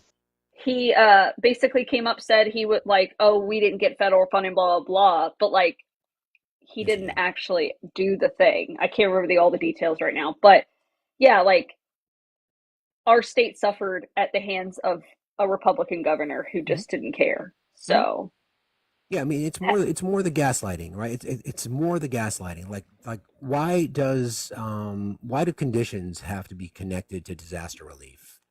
It's just bullshit. Hey, Moth, how are you? Hello. I also apologize in advance. Good morning, Victoria. I apologize in advance if you hear any snoring in the background. It is my horse dog taking a nap behind me. Your horse dog often takes naps. He is just snoozing away back here. But I figured I'd come up if you needed some announcements. Go for it, please. Thank you. Do it. Perfect. So, folks, there are 830 some of us in here, and we're only at 346K. We can definitely be up to 350 by now. So let's get to tapping that screen. We're just under 1,000 shares, so let's get those shares up as well. Send a heart me to join the team. All of these things help push us out to the FYP. I think, are we still having issues with subscribing on TikTok? Because I've seen the option to be able to do it. It seems like it's inconsistent for people, and I just would encourage everybody to move your subscription. And if you, again, I'll thank you in advance for your willingness to and your desire to support what we do here. Really appreciate it. You can do it one of two ways. Either this way will take you to the hub, or you can go to the link tree that's in my bio, and that will point you to Facts HQ as well. Subscribe over there. I was going to say, don't forget, it's Facts HQ, not Facts Hub. Yes, you're right. You're absolutely right. Thank you, Eve. Thank you, Eve. Yes, indeed. What else? Gifting goal. I know that's another thing is, if you're not able, I think for the coins, you can't recharge in the app right now, but if you go to the, what is it? TikTok.com/recharge. Recharge, I think. Yes. Yeah. I think you can recharge your coins there. So let's gift our wonderful host. Let's also gift Victoria because she's wonderful as well. She's here blessing us with her amazing presence. Oh, you're so sweet. But yeah, and if you haven't followed Facts yet, what are you even doing? Why are you here? Seriously. Yeah. Gosh. I mean, you're missing out. Just look at this perfect specimen. Oh man. Call him a silver fox. He blushes when you call him a silver fox. I made Steve disappointed. Aw, Is Steve. it a mod announcement if I don't make you turn red at least once? It doesn't take much to make me blush, as you guys all know, but that worked. It was a double team blushing effect. Well done. You're welcome. Yeah, I'll be here all week. whatever. You're off my list. Oh God, it's fine. But Darn, yeah. I regret nothing. I know. Thank you, Moth. I appreciate Did I forget anything else? No, you got it covered. I appreciate you, pal. Yeah, not a problem. Have a lovely day. Enjoy your horse dog. Yeah, I'm just gonna go back to work, so. Would you like to wee? Sure, I will wee. Wee! The wee. The wee. So, since I haven't got the audio figured out, I had some clips I wanted to play, but that press conference yesterday, I know you were in Matt's live when it was going on, Victoria. I mean, just the absolute arrogance and the gaslighting coming from the press secretary, which is a pretty important position, to stand there and say that we will not lie to you, to stand there and say that we will be transparent, to stand there and say that we will allow, the president will sit down with anyone and everyone in journalism. I'm going to send in my request for press credentials, whatever the hell that looks like. I've done that before. I'll get denied because that's what happens. But I would like to see him sit down with somebody like a Rachel Maddow or somebody like that. He won't. He won't. He won't do it. Of course he won't do it.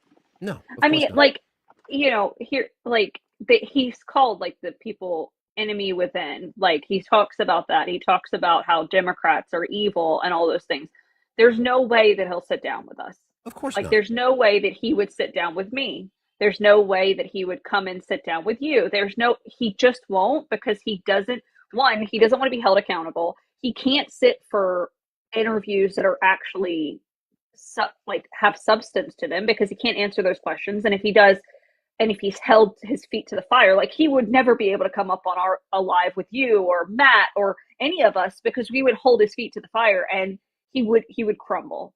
And it would probably get taken down with about 3 seconds, because his little MAGA babies, they can't handle their Lord and Savior being attacked. And that's why they're full of shit. They're full of shit. And I mean, that's what they're going to keep saying. They're going to say those things because that is not for us. We all know that. It's for his followers who are like, see, he said he would sit down with him. Yeah. It's not the thing. It's not the move that you think it is. It's not going to happen. It just That's isn't. right, Eve, because he's a PAB. That's exactly right. Good morning, King Arthur. How are you today? Good morning, Facts. Good morning, Victoria. Good morning. I have a couple questions, and one of the questions is from the earlier conversation. One of the questions is if when he gives the corporations and the billionaires these insane tax cuts.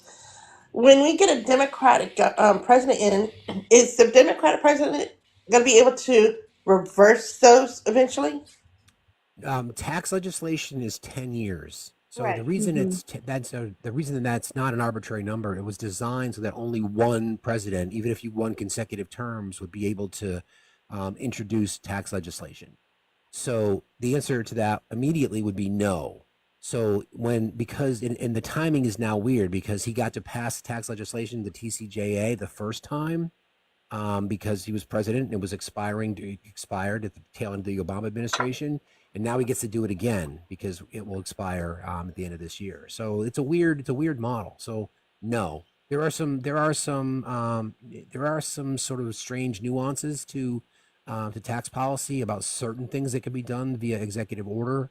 But when we're talking about tax legislation, no, sadly.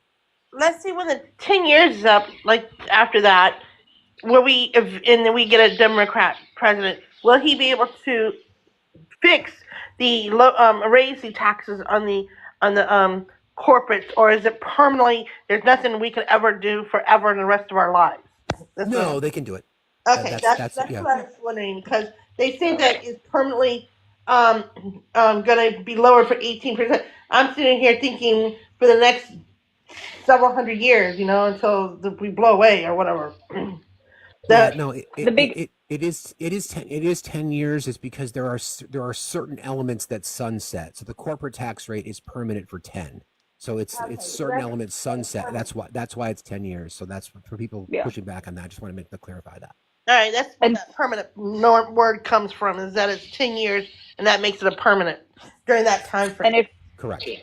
I get it. And I think the thing to add here is we need to make sure, if we want to make sure it is easier for the next president coming into office, we need to make sure we have a full House and a full Senate. With progressives like so Victoria. with progressives like myself, 2026 is right around the corner. You're going to start seeing campaigns announce shortly if they've not already announced. I'm one of the only candidates right now that has officially announced and said I'm running for office. Now I'll do a party at some point, like an actual like launch. But that's something to keep in mind. We're going to start seeing these platforms take hold. And I can talk about this a little bit more tomorrow, but you're going to want to follow your federal candidates like myself, because your federal candidates are also should be building relations with your state candidates, and that can help as well. And that will help you in knowing who to vote for, because you're going to see those people as well at the candidate events. So what we'll need to make sure is whoever we get into office in 2028, they have a full House and Senate to help them achieve these goals, because the more progressives we have across the board, the more likely we are to see that play out well for the next president and put those legislations in path. And it will be easier for he or she, whoever it is, to do that. Yeah. Does that help, King Arthur? Are you running in Victoria? I forgot. I apologize. Oh, I'm running for Congress in Tennessee's District 4 in 2026. I just ran this previous time, in 2024, and it was my first congressional run. I thank you, because I thought it was somewhere around there, but I wasn't for sure 100% remember. I'm sorry. Oh, you're fine. You're fine. No, I mean, I made a platform here on TikTok for 2 years ago, a little over 2 years ago. It's like 3 years ago now. Time is crazy. All that to say, I've been I ran for office this previous time, and we're going to talk about it a little bit more tomorrow. Talk about how to get involved, options that aren't running for office as well, because we're gonna do the thing. 2026 is right around the corner, guys. We've got a little under a year to get everything going. Now, my other question is, the Orange Fruit Loop is going around doing campaign things already, and he thinks he's going to be in his third term. How likely will that actually be? Do you know? I don't know. I know that there Andy Ogles, who is in District 5 here in Tennessee, has actually put legislation forward to give Trump the opportunity to run for office a third term with specific language so that Obama can't run. I don't know if this will go through, but if you guys want to make Andy Ogles have a terrible day, reach out to his constituent services, because, tell them no, tell them it's not something you want to see. Oh, it's a floofers. And, we make sure that your Congress people know that you don't want that. Make your state legislators know, that we work for you. We're supposed to listen to you. And a third term, we shouldn't have that. FDR was a great president, and he set a amazing precedent, but we need to make sure that we stick to two-term presidents. It never happens again. Exactly. Yeah. Well, there was reporting that Gary Peters out of Michigan resigned unexpectedly. And Pete Buttigieg's name has been bandied about. It's a good thing that you have a Democratic governor, because you can appoint a replacement. So it will be filled with a Democrat, but it will have to be there'll be a new election, and Pete Buttigieg is throwing his name in to run for the Senate. I would love to see him in the Senate. I think he'd be a fabulous voice there, but I would really worry his power would be a bit suppressed as long as there's Republicans there. But anyway. Well, I mean, Marsha Blackburn's talking about running for governor here in Tennessee, which I'm interested to see how she just won her Senate seat. And Tennessee legislation has been kind of interesting. So I'm wondering how that will play out for her. Why don't you run for governor, Victoria? Then I can't run for Congress. Also, I don't know. We'll see. We'll see how it goes. I have Arthur, a couple thank you for jumping in today, friend. I appreciate you very much. Good to see you. See you later. Yeah, excellent. Good timing. So why? Yeah, Why not don't you run for Marsh. governor? I mean, should I run for? I didn't run for state chair. The new state chair's in. Gloria could run, but we have a very slim majority. Not We have a very slim minority in the Tennessee legislature, and my thought is keep her in her role until we can find someone to take that. That's fair. Good morning, Drew. How are you today? Hey, good morning. How is everybody doing this morning? Doing good. Good morning. Good. I was hoping to call in earlier with Chris is here, but it might even be better with Victoria being here to answer this question. I've been thinking about it for a while, and I wanted to see what your thoughts on it. And obviously, Victoria, having being an insider in this, maybe you can give more insight into the way that it gets done. But to me, it seems like the root of all of our problems in our government is money. The fact, just the fact that people can influence our government using money. And I guess my biggest question is how and can we get rid of that? How can we solve that? I mean, my understanding is that the only way forward with that is local elections, changing it from a local level. And then when you change it from a local level, it goes up from there. But it just seems like there's no end in sight to the corruption, and it's not just one side. Right now it's more one side than the other, but it's always been both sides, or all sides, I should say. And what do we do to stop that before it just keeps getting worse for the normal American? Elect progressives. Mm-hmm.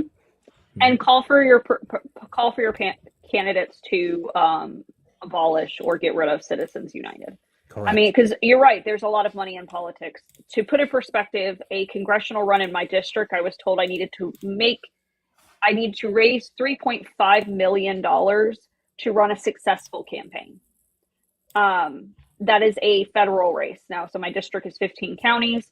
Now I was told at a state level, if I was running for a state position, $250,000 to run a successful campaign. That's a lot of money. As a poor, that's a lot of money to raise. And my opponent didn't lift a finger. In fact, only 2,000 of his dollars came from small dollar donations, where 90% of my donations were small dollar donations.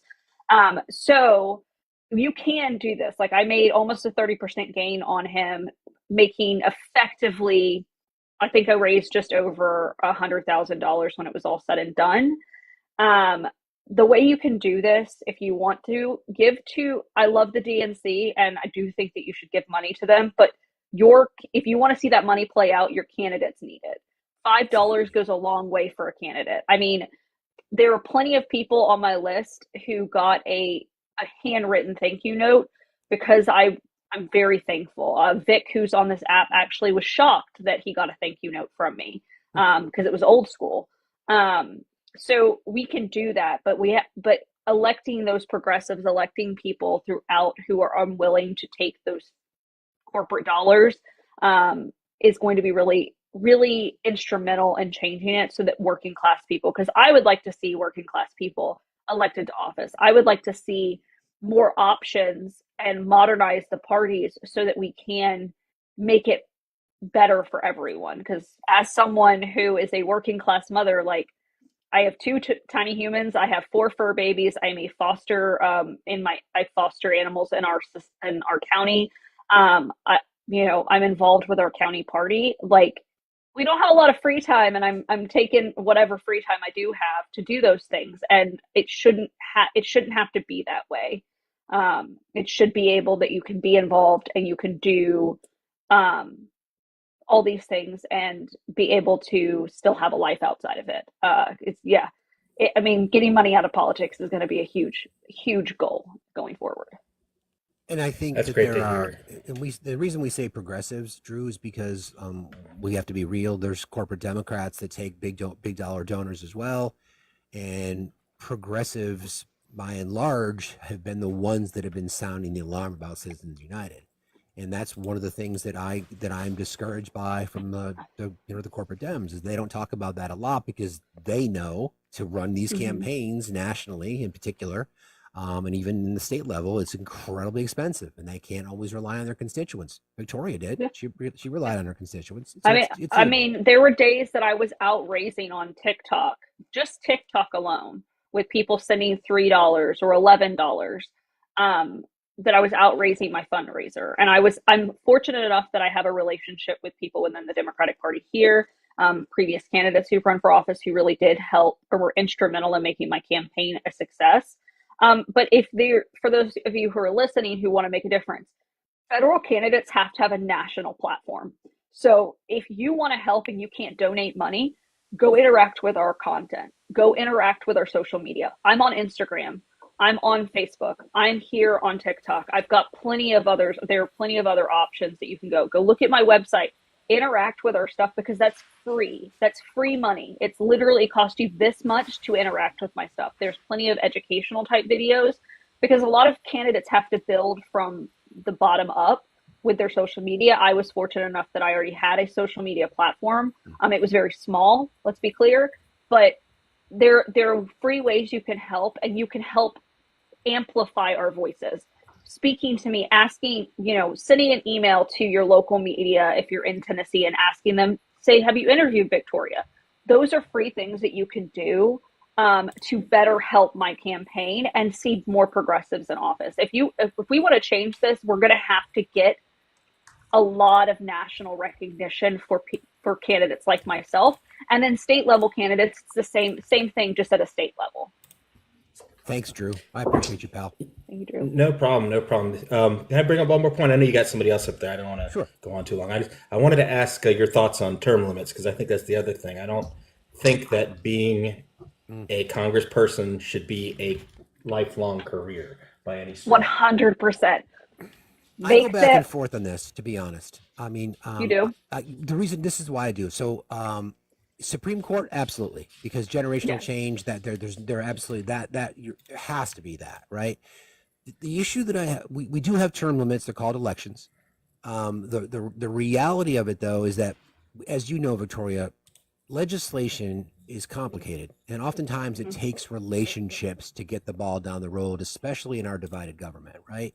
I don't like the fact that we have people like Chuck Grassley, but then the other side could say, well, you've got people like Bernie. So I get it. And I've gone back and forth on this so many times.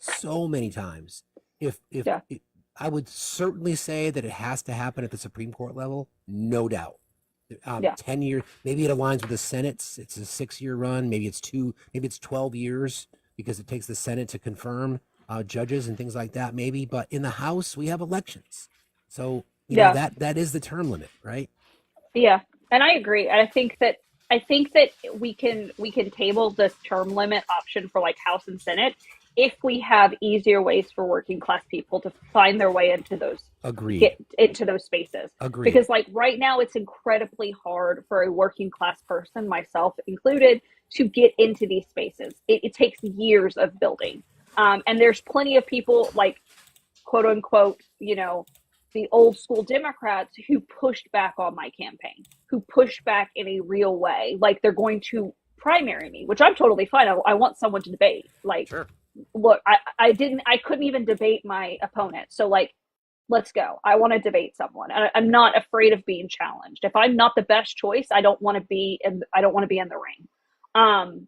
So I think that we can do this, but if we're not going to put term limits in, it needs every person. There's 600 people in here. You have to be engaged. So the political cycle is starting, it's like right now we're in that slow lull. But come August, November of this year, you need to start paying attention, finding out where people are, because that's going to help. Thanks, Drew. That's going to help going into it. And it means that you can educate others, because if I can't tell 10 people that, like, I can shake a hand and that person's going to vote for me, but if you can go advocate for me as well, my platform, whatever, you know, it's beneficial to everyone. RFK is in the midst of RFK Jr. is in the midst of his confirmation hearing now. Apparently it's getting a little bit spicy. He's been pressed by Senator Chuck Grassley and John Cornyn pressed Kennedy to find unaccompanied migrant children who were placed by the Office of Refugee Resettlement with sponsors while their cases went through immigration courts. This has been debunked numerous times about the number. His response was, yes, Senator, let me just reassure you that President Trump has personally spoken to me about locating those 300,000 children who've disappeared over the last 4 years, and many of them we know have been trafficked and put into childhood slavery, and it's a blight on America's moral authority, and we need to find those kids. How funny that RFK is talking about moral authority. His cousin, by the way, Catherine Schlossberg, I think is her name, literally just called his ass out about how he is a threat. She called him a predator. This is her family member who called him a predator. He will get confirmed. Let's be real. Oh yeah, he's 100% going to get confirmed. It's ridiculous. Friends, we got another half an hour to go today. Everybody keep tapping and sharing. Let's see if we can get ordered, okay? I'd really appreciate that. WJV, good morning. Hello, my friends. Hi, Victoria. Good morning. How are you? I'm good. How are you? Just got to go back into work, but I just wanted to drop on. This was a great show, Steve. I really learned a lot, and I asked about the Clinton surplus thing. Yeah, I saw your question. Yeah, thank you. Yeah, because it was like he's the only one who really left with a surplus, like did things right. So it was great. I can't wait for tomorrow. I'm attending a potluck Democrat luncheon, whatever you want to call it, with our local DNC tomorrow. I think it's Friday night. So I am excited. I'm not looking to run, but I want to get more involved. And like you said, Steve, the best time to get involved was when? Yesterday. Yep. Mm-hmm. So I can't wait to spend time with you guys. I probably won't come up. I'm at work, but capitalism. Just tune in without getting too much. I sit making parts and have you in my ear all the time. I appreciate that. I mean, I'm the voice in your sometimes head, people are like, "What are you laughing at?" And I'm like, "I'm laughing at FactsStillMatter. Leave me alone." I appreciate you saying that. I get mad and I'm like, "You freaking derp." I can only imagine, because oftentimes with the headphones on, like my daughter's here, she'll knock on the door like, "Are you okay, Dad? Who are you yelling at?" I'm like, "Oh," she's like, "Oh yeah, he's on a live." Yeah. So it's gonna be crazy, but you know me, Steve. I come up here towards the end. Yeah. Everybody, mental health. Take the one thing that you're passionate about. Fight for that. Walk away. Plan a vacation, even if you don't feel like you have the means to go. I'm a Disney planner. I sell Disney trips on the side, so I'm always planning somebody's vacation, and that's my happy place. That's my happy place to go to. So it gets my mind off of everything. But we're not gonna make it through this if you let your mental health go. So that's correct. Got to gear and up that's for the fight. part of the topic for tomorrow. Exactly. Yes. I put it in. I put it in because I know that people are interested to see how I manage that, and I want to make that part of it, right? Because I think that's really important. And I think I talked about this a little bit on Matt's live yesterday. Like, I've been doing this for 10 years now. Where some of you are right now, I started 10 years ago. Yeah. And even before then. So if I seem incredibly calm or like I have my shit together, I don't. It's only because I've been doing it for so long at this point. Yeah. Like, that's it. Like, it's hard. We can talk all about it tomorrow, but I'm excited that you get to listen. I'm excited that you'll get involved because we love that. Cause I'm actually planning reorg right now. Yeah. And I'm looking, through the DNC and whatever events I can go to, I'm going to go to, whether it seems trivial, not trivial, hey, it's a free dinner, Do a thing, like get involved. You can fuck, I met Jamie Raskin. I never thought I would meet Jamie Raskin in my life, and I got to meet him and take a picture with him. That was incredible. So I have a feeling Gary Peters is going to put his name in for governor. Maybe he could. I hope so. He's a smart guy. I like Gary Peters. Yeah. I told my mom, we were talking about it last night, and I said, Dana Nestle's in for governor, and I just don't want to vote for somebody because she's Democrat. I have a big crush on Mallory, so whatever Mallory wants to do, I will follow her anywhere. If she needs me to raise money for her, if she needs me to build a chicken coop, I will fly to Michigan tomorrow. Whatever it takes. I will. If I see her, I will give her a note for you. Please do. Yes. This weird ass guy with gray hair on TikTok loves you. I'll show. This is the guy that you need to connect with because he loves you. So you guys have a great. You too. Yeah, you guys have a great day. Love you all. See you later. Bye. So you guys might remember a couple weeks ago, and this just came across my desk, as they say, how I told you that there was, because Donald Trump has talked about Mount Rushmore in the past.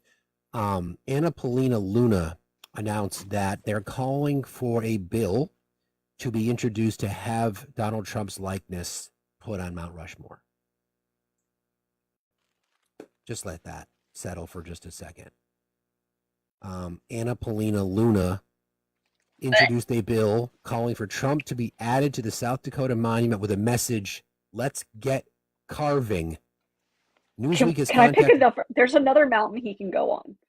Yeah, it's called Like, Trash. can you just not go?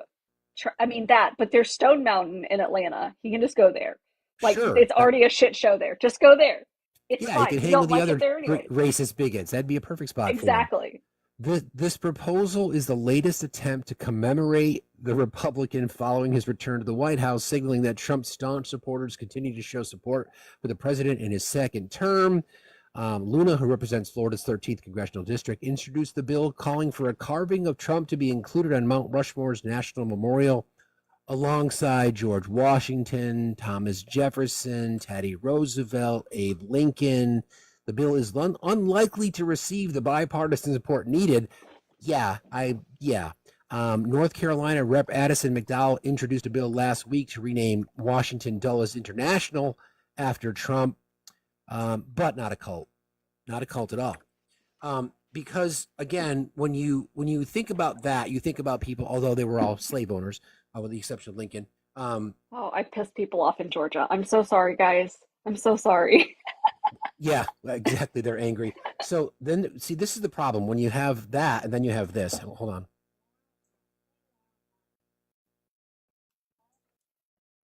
The water is flowing big time in Northern California. The long, empty reservoirs will soon be full. Thank you, President Trump. Yes, I'm thanking myself in my Truth Social post. Yay me. So, and that's the guy that they want to put on, the guy who's obsessed with faucets. And somebody pointed this out to me. His obsession with water and windmills has to do with his golf course in Scotland. They were pissed That at makes him. sense. Yeah, so he's got, yeah. By the way, he's selling commemorative, like, kids books. President Trump inauguration giveaway, 2 free kids guides and a commemorative pin. Kids guide to President Trump. Kids guide, basically showing the picture post assassination attempt. That's on the cover for kids. This shit's fucking real. If you guys are wanting to buy books that are not from Trump, the Whitney Plantation in Louisiana, right? Yeah, Louisiana. They are the only plantation in the U.S. that actually talks about enslaved people's experiences, and you can buy children's books from them to help explain enslavement. So you should do that instead. I also said this on True Social. The era of American decline is over. And, because Victoria likes to say this, the golden age of America is officially underway. MAGA 2024-5, whatever the fuck year it is. You said gilded. Weird. I fixed it though. It's fine. He said golden age. Yeah. Oh, I know he fucking did. Dude, Yeah. that dude. Yeah. Where is it 5 o'clock so I can go make a drink? Somewhere in the middle of the Atlantic. It's Russia. It's 5 o'clock. 5 o'clock in Russia, right? Yeah, it's almost there. You and Erica can draw a right pint. over it. So, friends, we talked about a lot of things today. I want to just thank Chris again for jumping in. But what we saw yesterday, and Lainey, you could hear the fear in her voice, and other members of our community who are going to be affected by these kinds of things. So this fight's not over, right? The fact that a federal judge stepped in with some common sense to say this is going to be paused, but it was just a pause. So there will be some cuts. There will be some lack of funding, which directly comes from Project 2025. We know that. It's not for anybody who still wants to try to claim that Trump disavowed Project 2025. That's their problem. But we know it's real. Sheldon Whitehouse, who's a senator from Rhode Island, I believe, who I really, really like, he said this: when the grieving is done, it's time for watchdog mode. Trump is a felon, a liar, a cheat, and he won't change. The creepy billionaires who put him there will be coming for plunder. It's a safe bet that epic corruption will stain the Trump years. The plunder of America will be through fat contracts, special interest favors, massive tax cuts, and license to pollute for free. To pull off their plunder, they will try to break America's democratic institutions. So the fight will not just be against the inevitable individual acts of of thievery, but against the degradation of whatever American institutions might stand in the way of their plundering. So the suffering is the goal while they enrich themselves. And they can only do that by breaking down these democratic institutions, small d democratic institutions. They're going to test the court. We saw this earlier. They know some of the things that they're attempting to doing are, by definition, unconstitutional. But because the Supreme Court doesn't seem to really care about that, they will challenge everything. And let's be clear here. A lot of this is something that I wanted to say earlier. Their goal is not only to test the court, but to test every person who is watching. Because the more of you they can silence, the better chances they have of these things going through. So if you're afraid for your safety, that's intentional. Yep. If you're afraid that something's going to happen to you, it's intentional. It's intentional to keep you quiet. And if you're comfortable sitting in that discomfort, if you're comfortable pushing back, do it. Because the more of us who stand up, the less likely they can pull some of the shit that they did. Too many people turned over and did not push back, or they went along, or they just turned a blind eye, and we can't do that because the people they're going to go after next are going to be political opponents, people who are speaking out, because if they silence a few of us, the fear is that you'll be silenced as well. If I unalive at any point in time, I want you guys to ride for blood. Period. End of story. But don't worry, his face will be on Mount Rushmore. Don't worry. It's totally fine. Lucky. Good morning, Erica. Good afternoon. Good evening, nearly. I'd like to invite Victoria for a drink in her choice of cities. We can do Madrid, Barcelona, Paris, I don't know, Amsterdam, Bruges, Brussels. Where do you fancy? Let's do it. I'm thinking Amsterdam, because Amsterdam is like a chill city, and the food is fantastic. We don't have to drink in Amsterdam. We can do something else instead. There's a whole whatever the hell you want. Yes. Ooh, and we can go to the red light district. I missed out on the red light district, and I really wanted to partake. One of the best episodes of television I've ever seen is the Ted Lasso episode when they go to Amsterdam. If you guys haven't seen that, you should watch it. One of the best episodes of TV I've ever seen in my life. Amazing. Can I just give everyone some Amsterdam tourist advice? Sure. The red light district, very different quality of product during the day to at night time. I suggest you stick to night time if that's the type of product you are wishing to sample. That's fair. I'm an equal opportunist here. I'm just saying the budget options come out during the day. Okay. Gotcha. The knockoff Rolex. The options. I don't know whether knockoff is the right. I mean, something's going to get knocked off, but Oh, thank you, Cookie, for there's Mallory. Hi, Mallory. Oh, sorry, I got distracted. Hi, Jess. Hi. I was just trying to test my microphone because I was trying to avoid having to ask you for tech help. Can you hear it though? 1-800 Don't Ask Jess. I'm actually the person to ask. We can hear it. You have a bit. It's got a bit of a buzz though. Yeah. Of course it does. It does have a buzz. Well, it's okay. I thought I had my problem solved, and I can't apparently get audio to play. So whatever. What about now?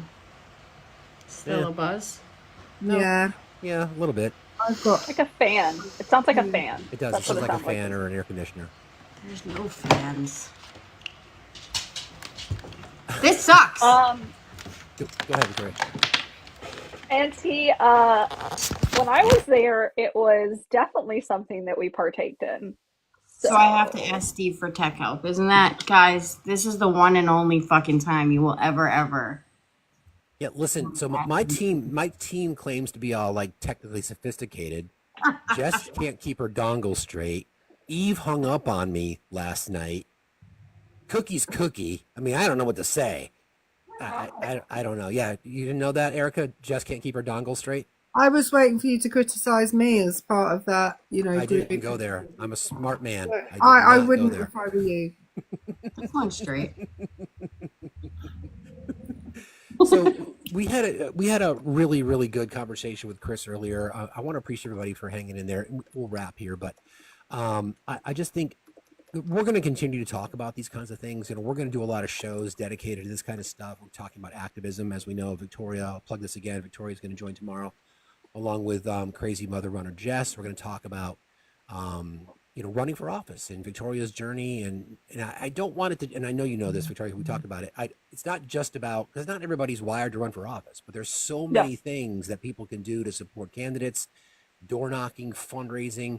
One of the things that we're focusing on now is trying to identify our own individual talents and skills and how we can put those to use.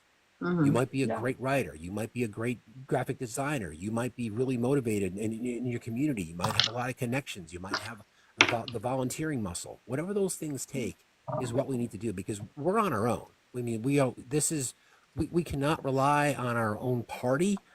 We cannot rely on status quo, because status quo be damned. So we've got a big fight ahead of us. So we're going to continue to do those kinds of things. So that'll be tomorrow morning, as soon as after 12 cups of coffee, when Victoria decides to join us eventually. Oh, it's 2 pots of tea and then a cup of coffee. Oh my God. Okay. Well, there you go. Yeah. So since we're here, I have a problem. I got to drop down. Love you guys. Okay, I love you too. See you later. Love you. Erica, how are you today? I'm eating Marks and Spencer's shortbread. I'm delightful. Beautiful as always. There you go. Yeah, there you go. I've go ahead. I'm sorry. No, I've reached another. So I'm not like talking about this much, but I'm currently losing weight, and I've hit another little milestone today, which is nice. Congratulations. Which is why I'm congratulating myself with a sugary buttery snack. Which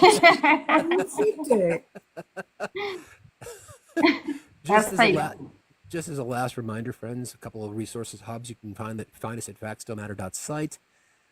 You can also go to the link that is in the link tree in my bio to Facts HQ. We're working on that. I want to thank Erica. Yeah, I want to thank Erica. I want to thank Eve for helping us out, try to get this thing launched. We're gonna kind of create this model where you can go there for all of the various highs and lows, so to speak.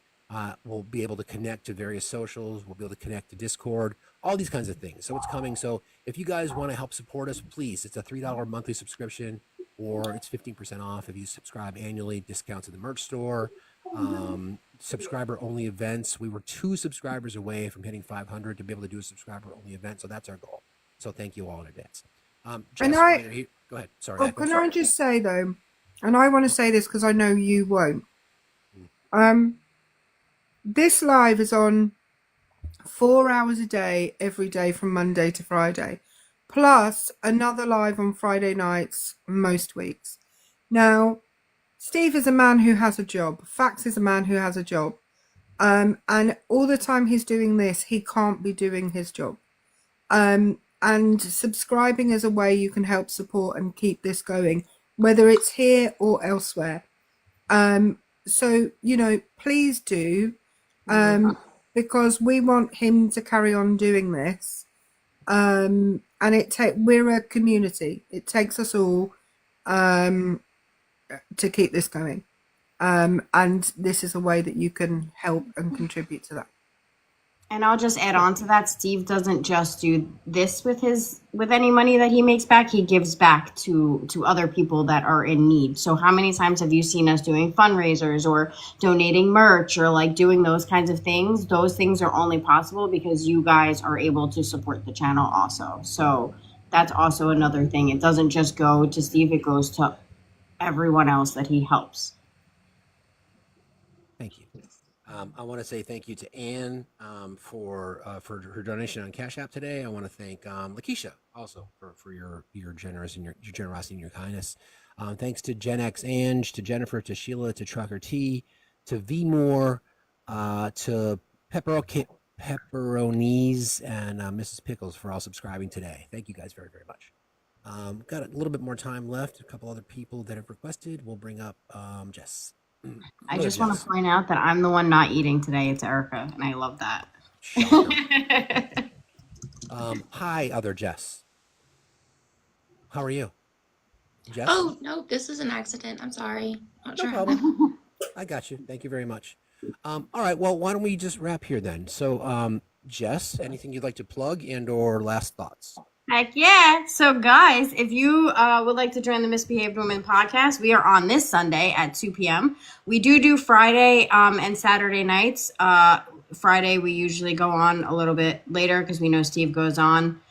So we're on 10 o'clock Eastern Standard Time.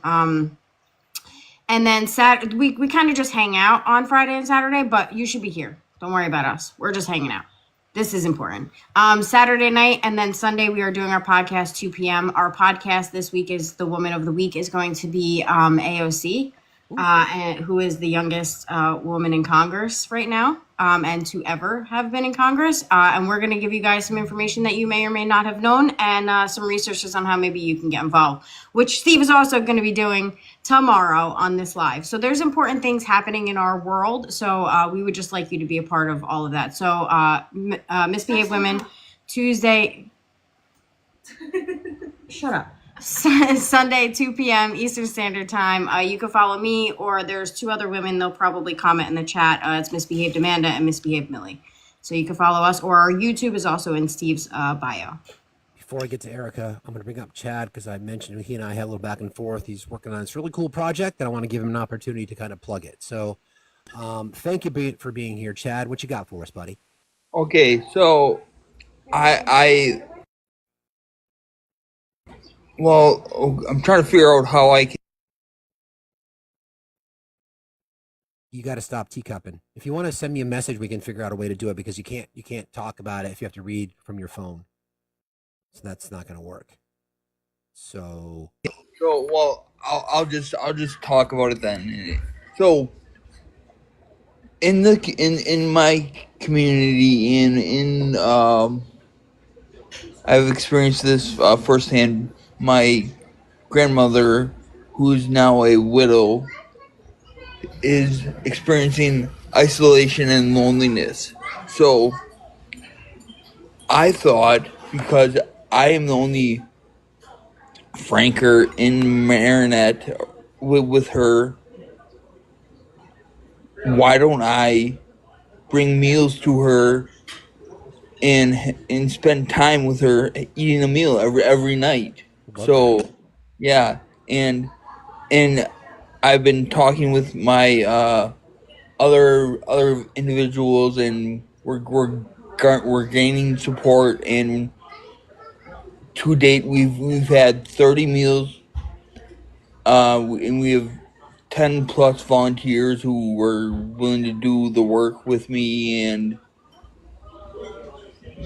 I will keep you guys updated, but I hope to expand this to help decrease the loneliness and isolation for people who are living either alone or who want to stay in their home but don't want to be under consistent supervision.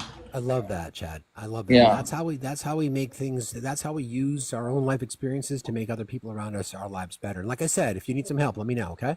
Yeah, I will. Yep. Okay, great. You, brother. Thanks for jumping in today, man. Talk to you too, soon. buddy.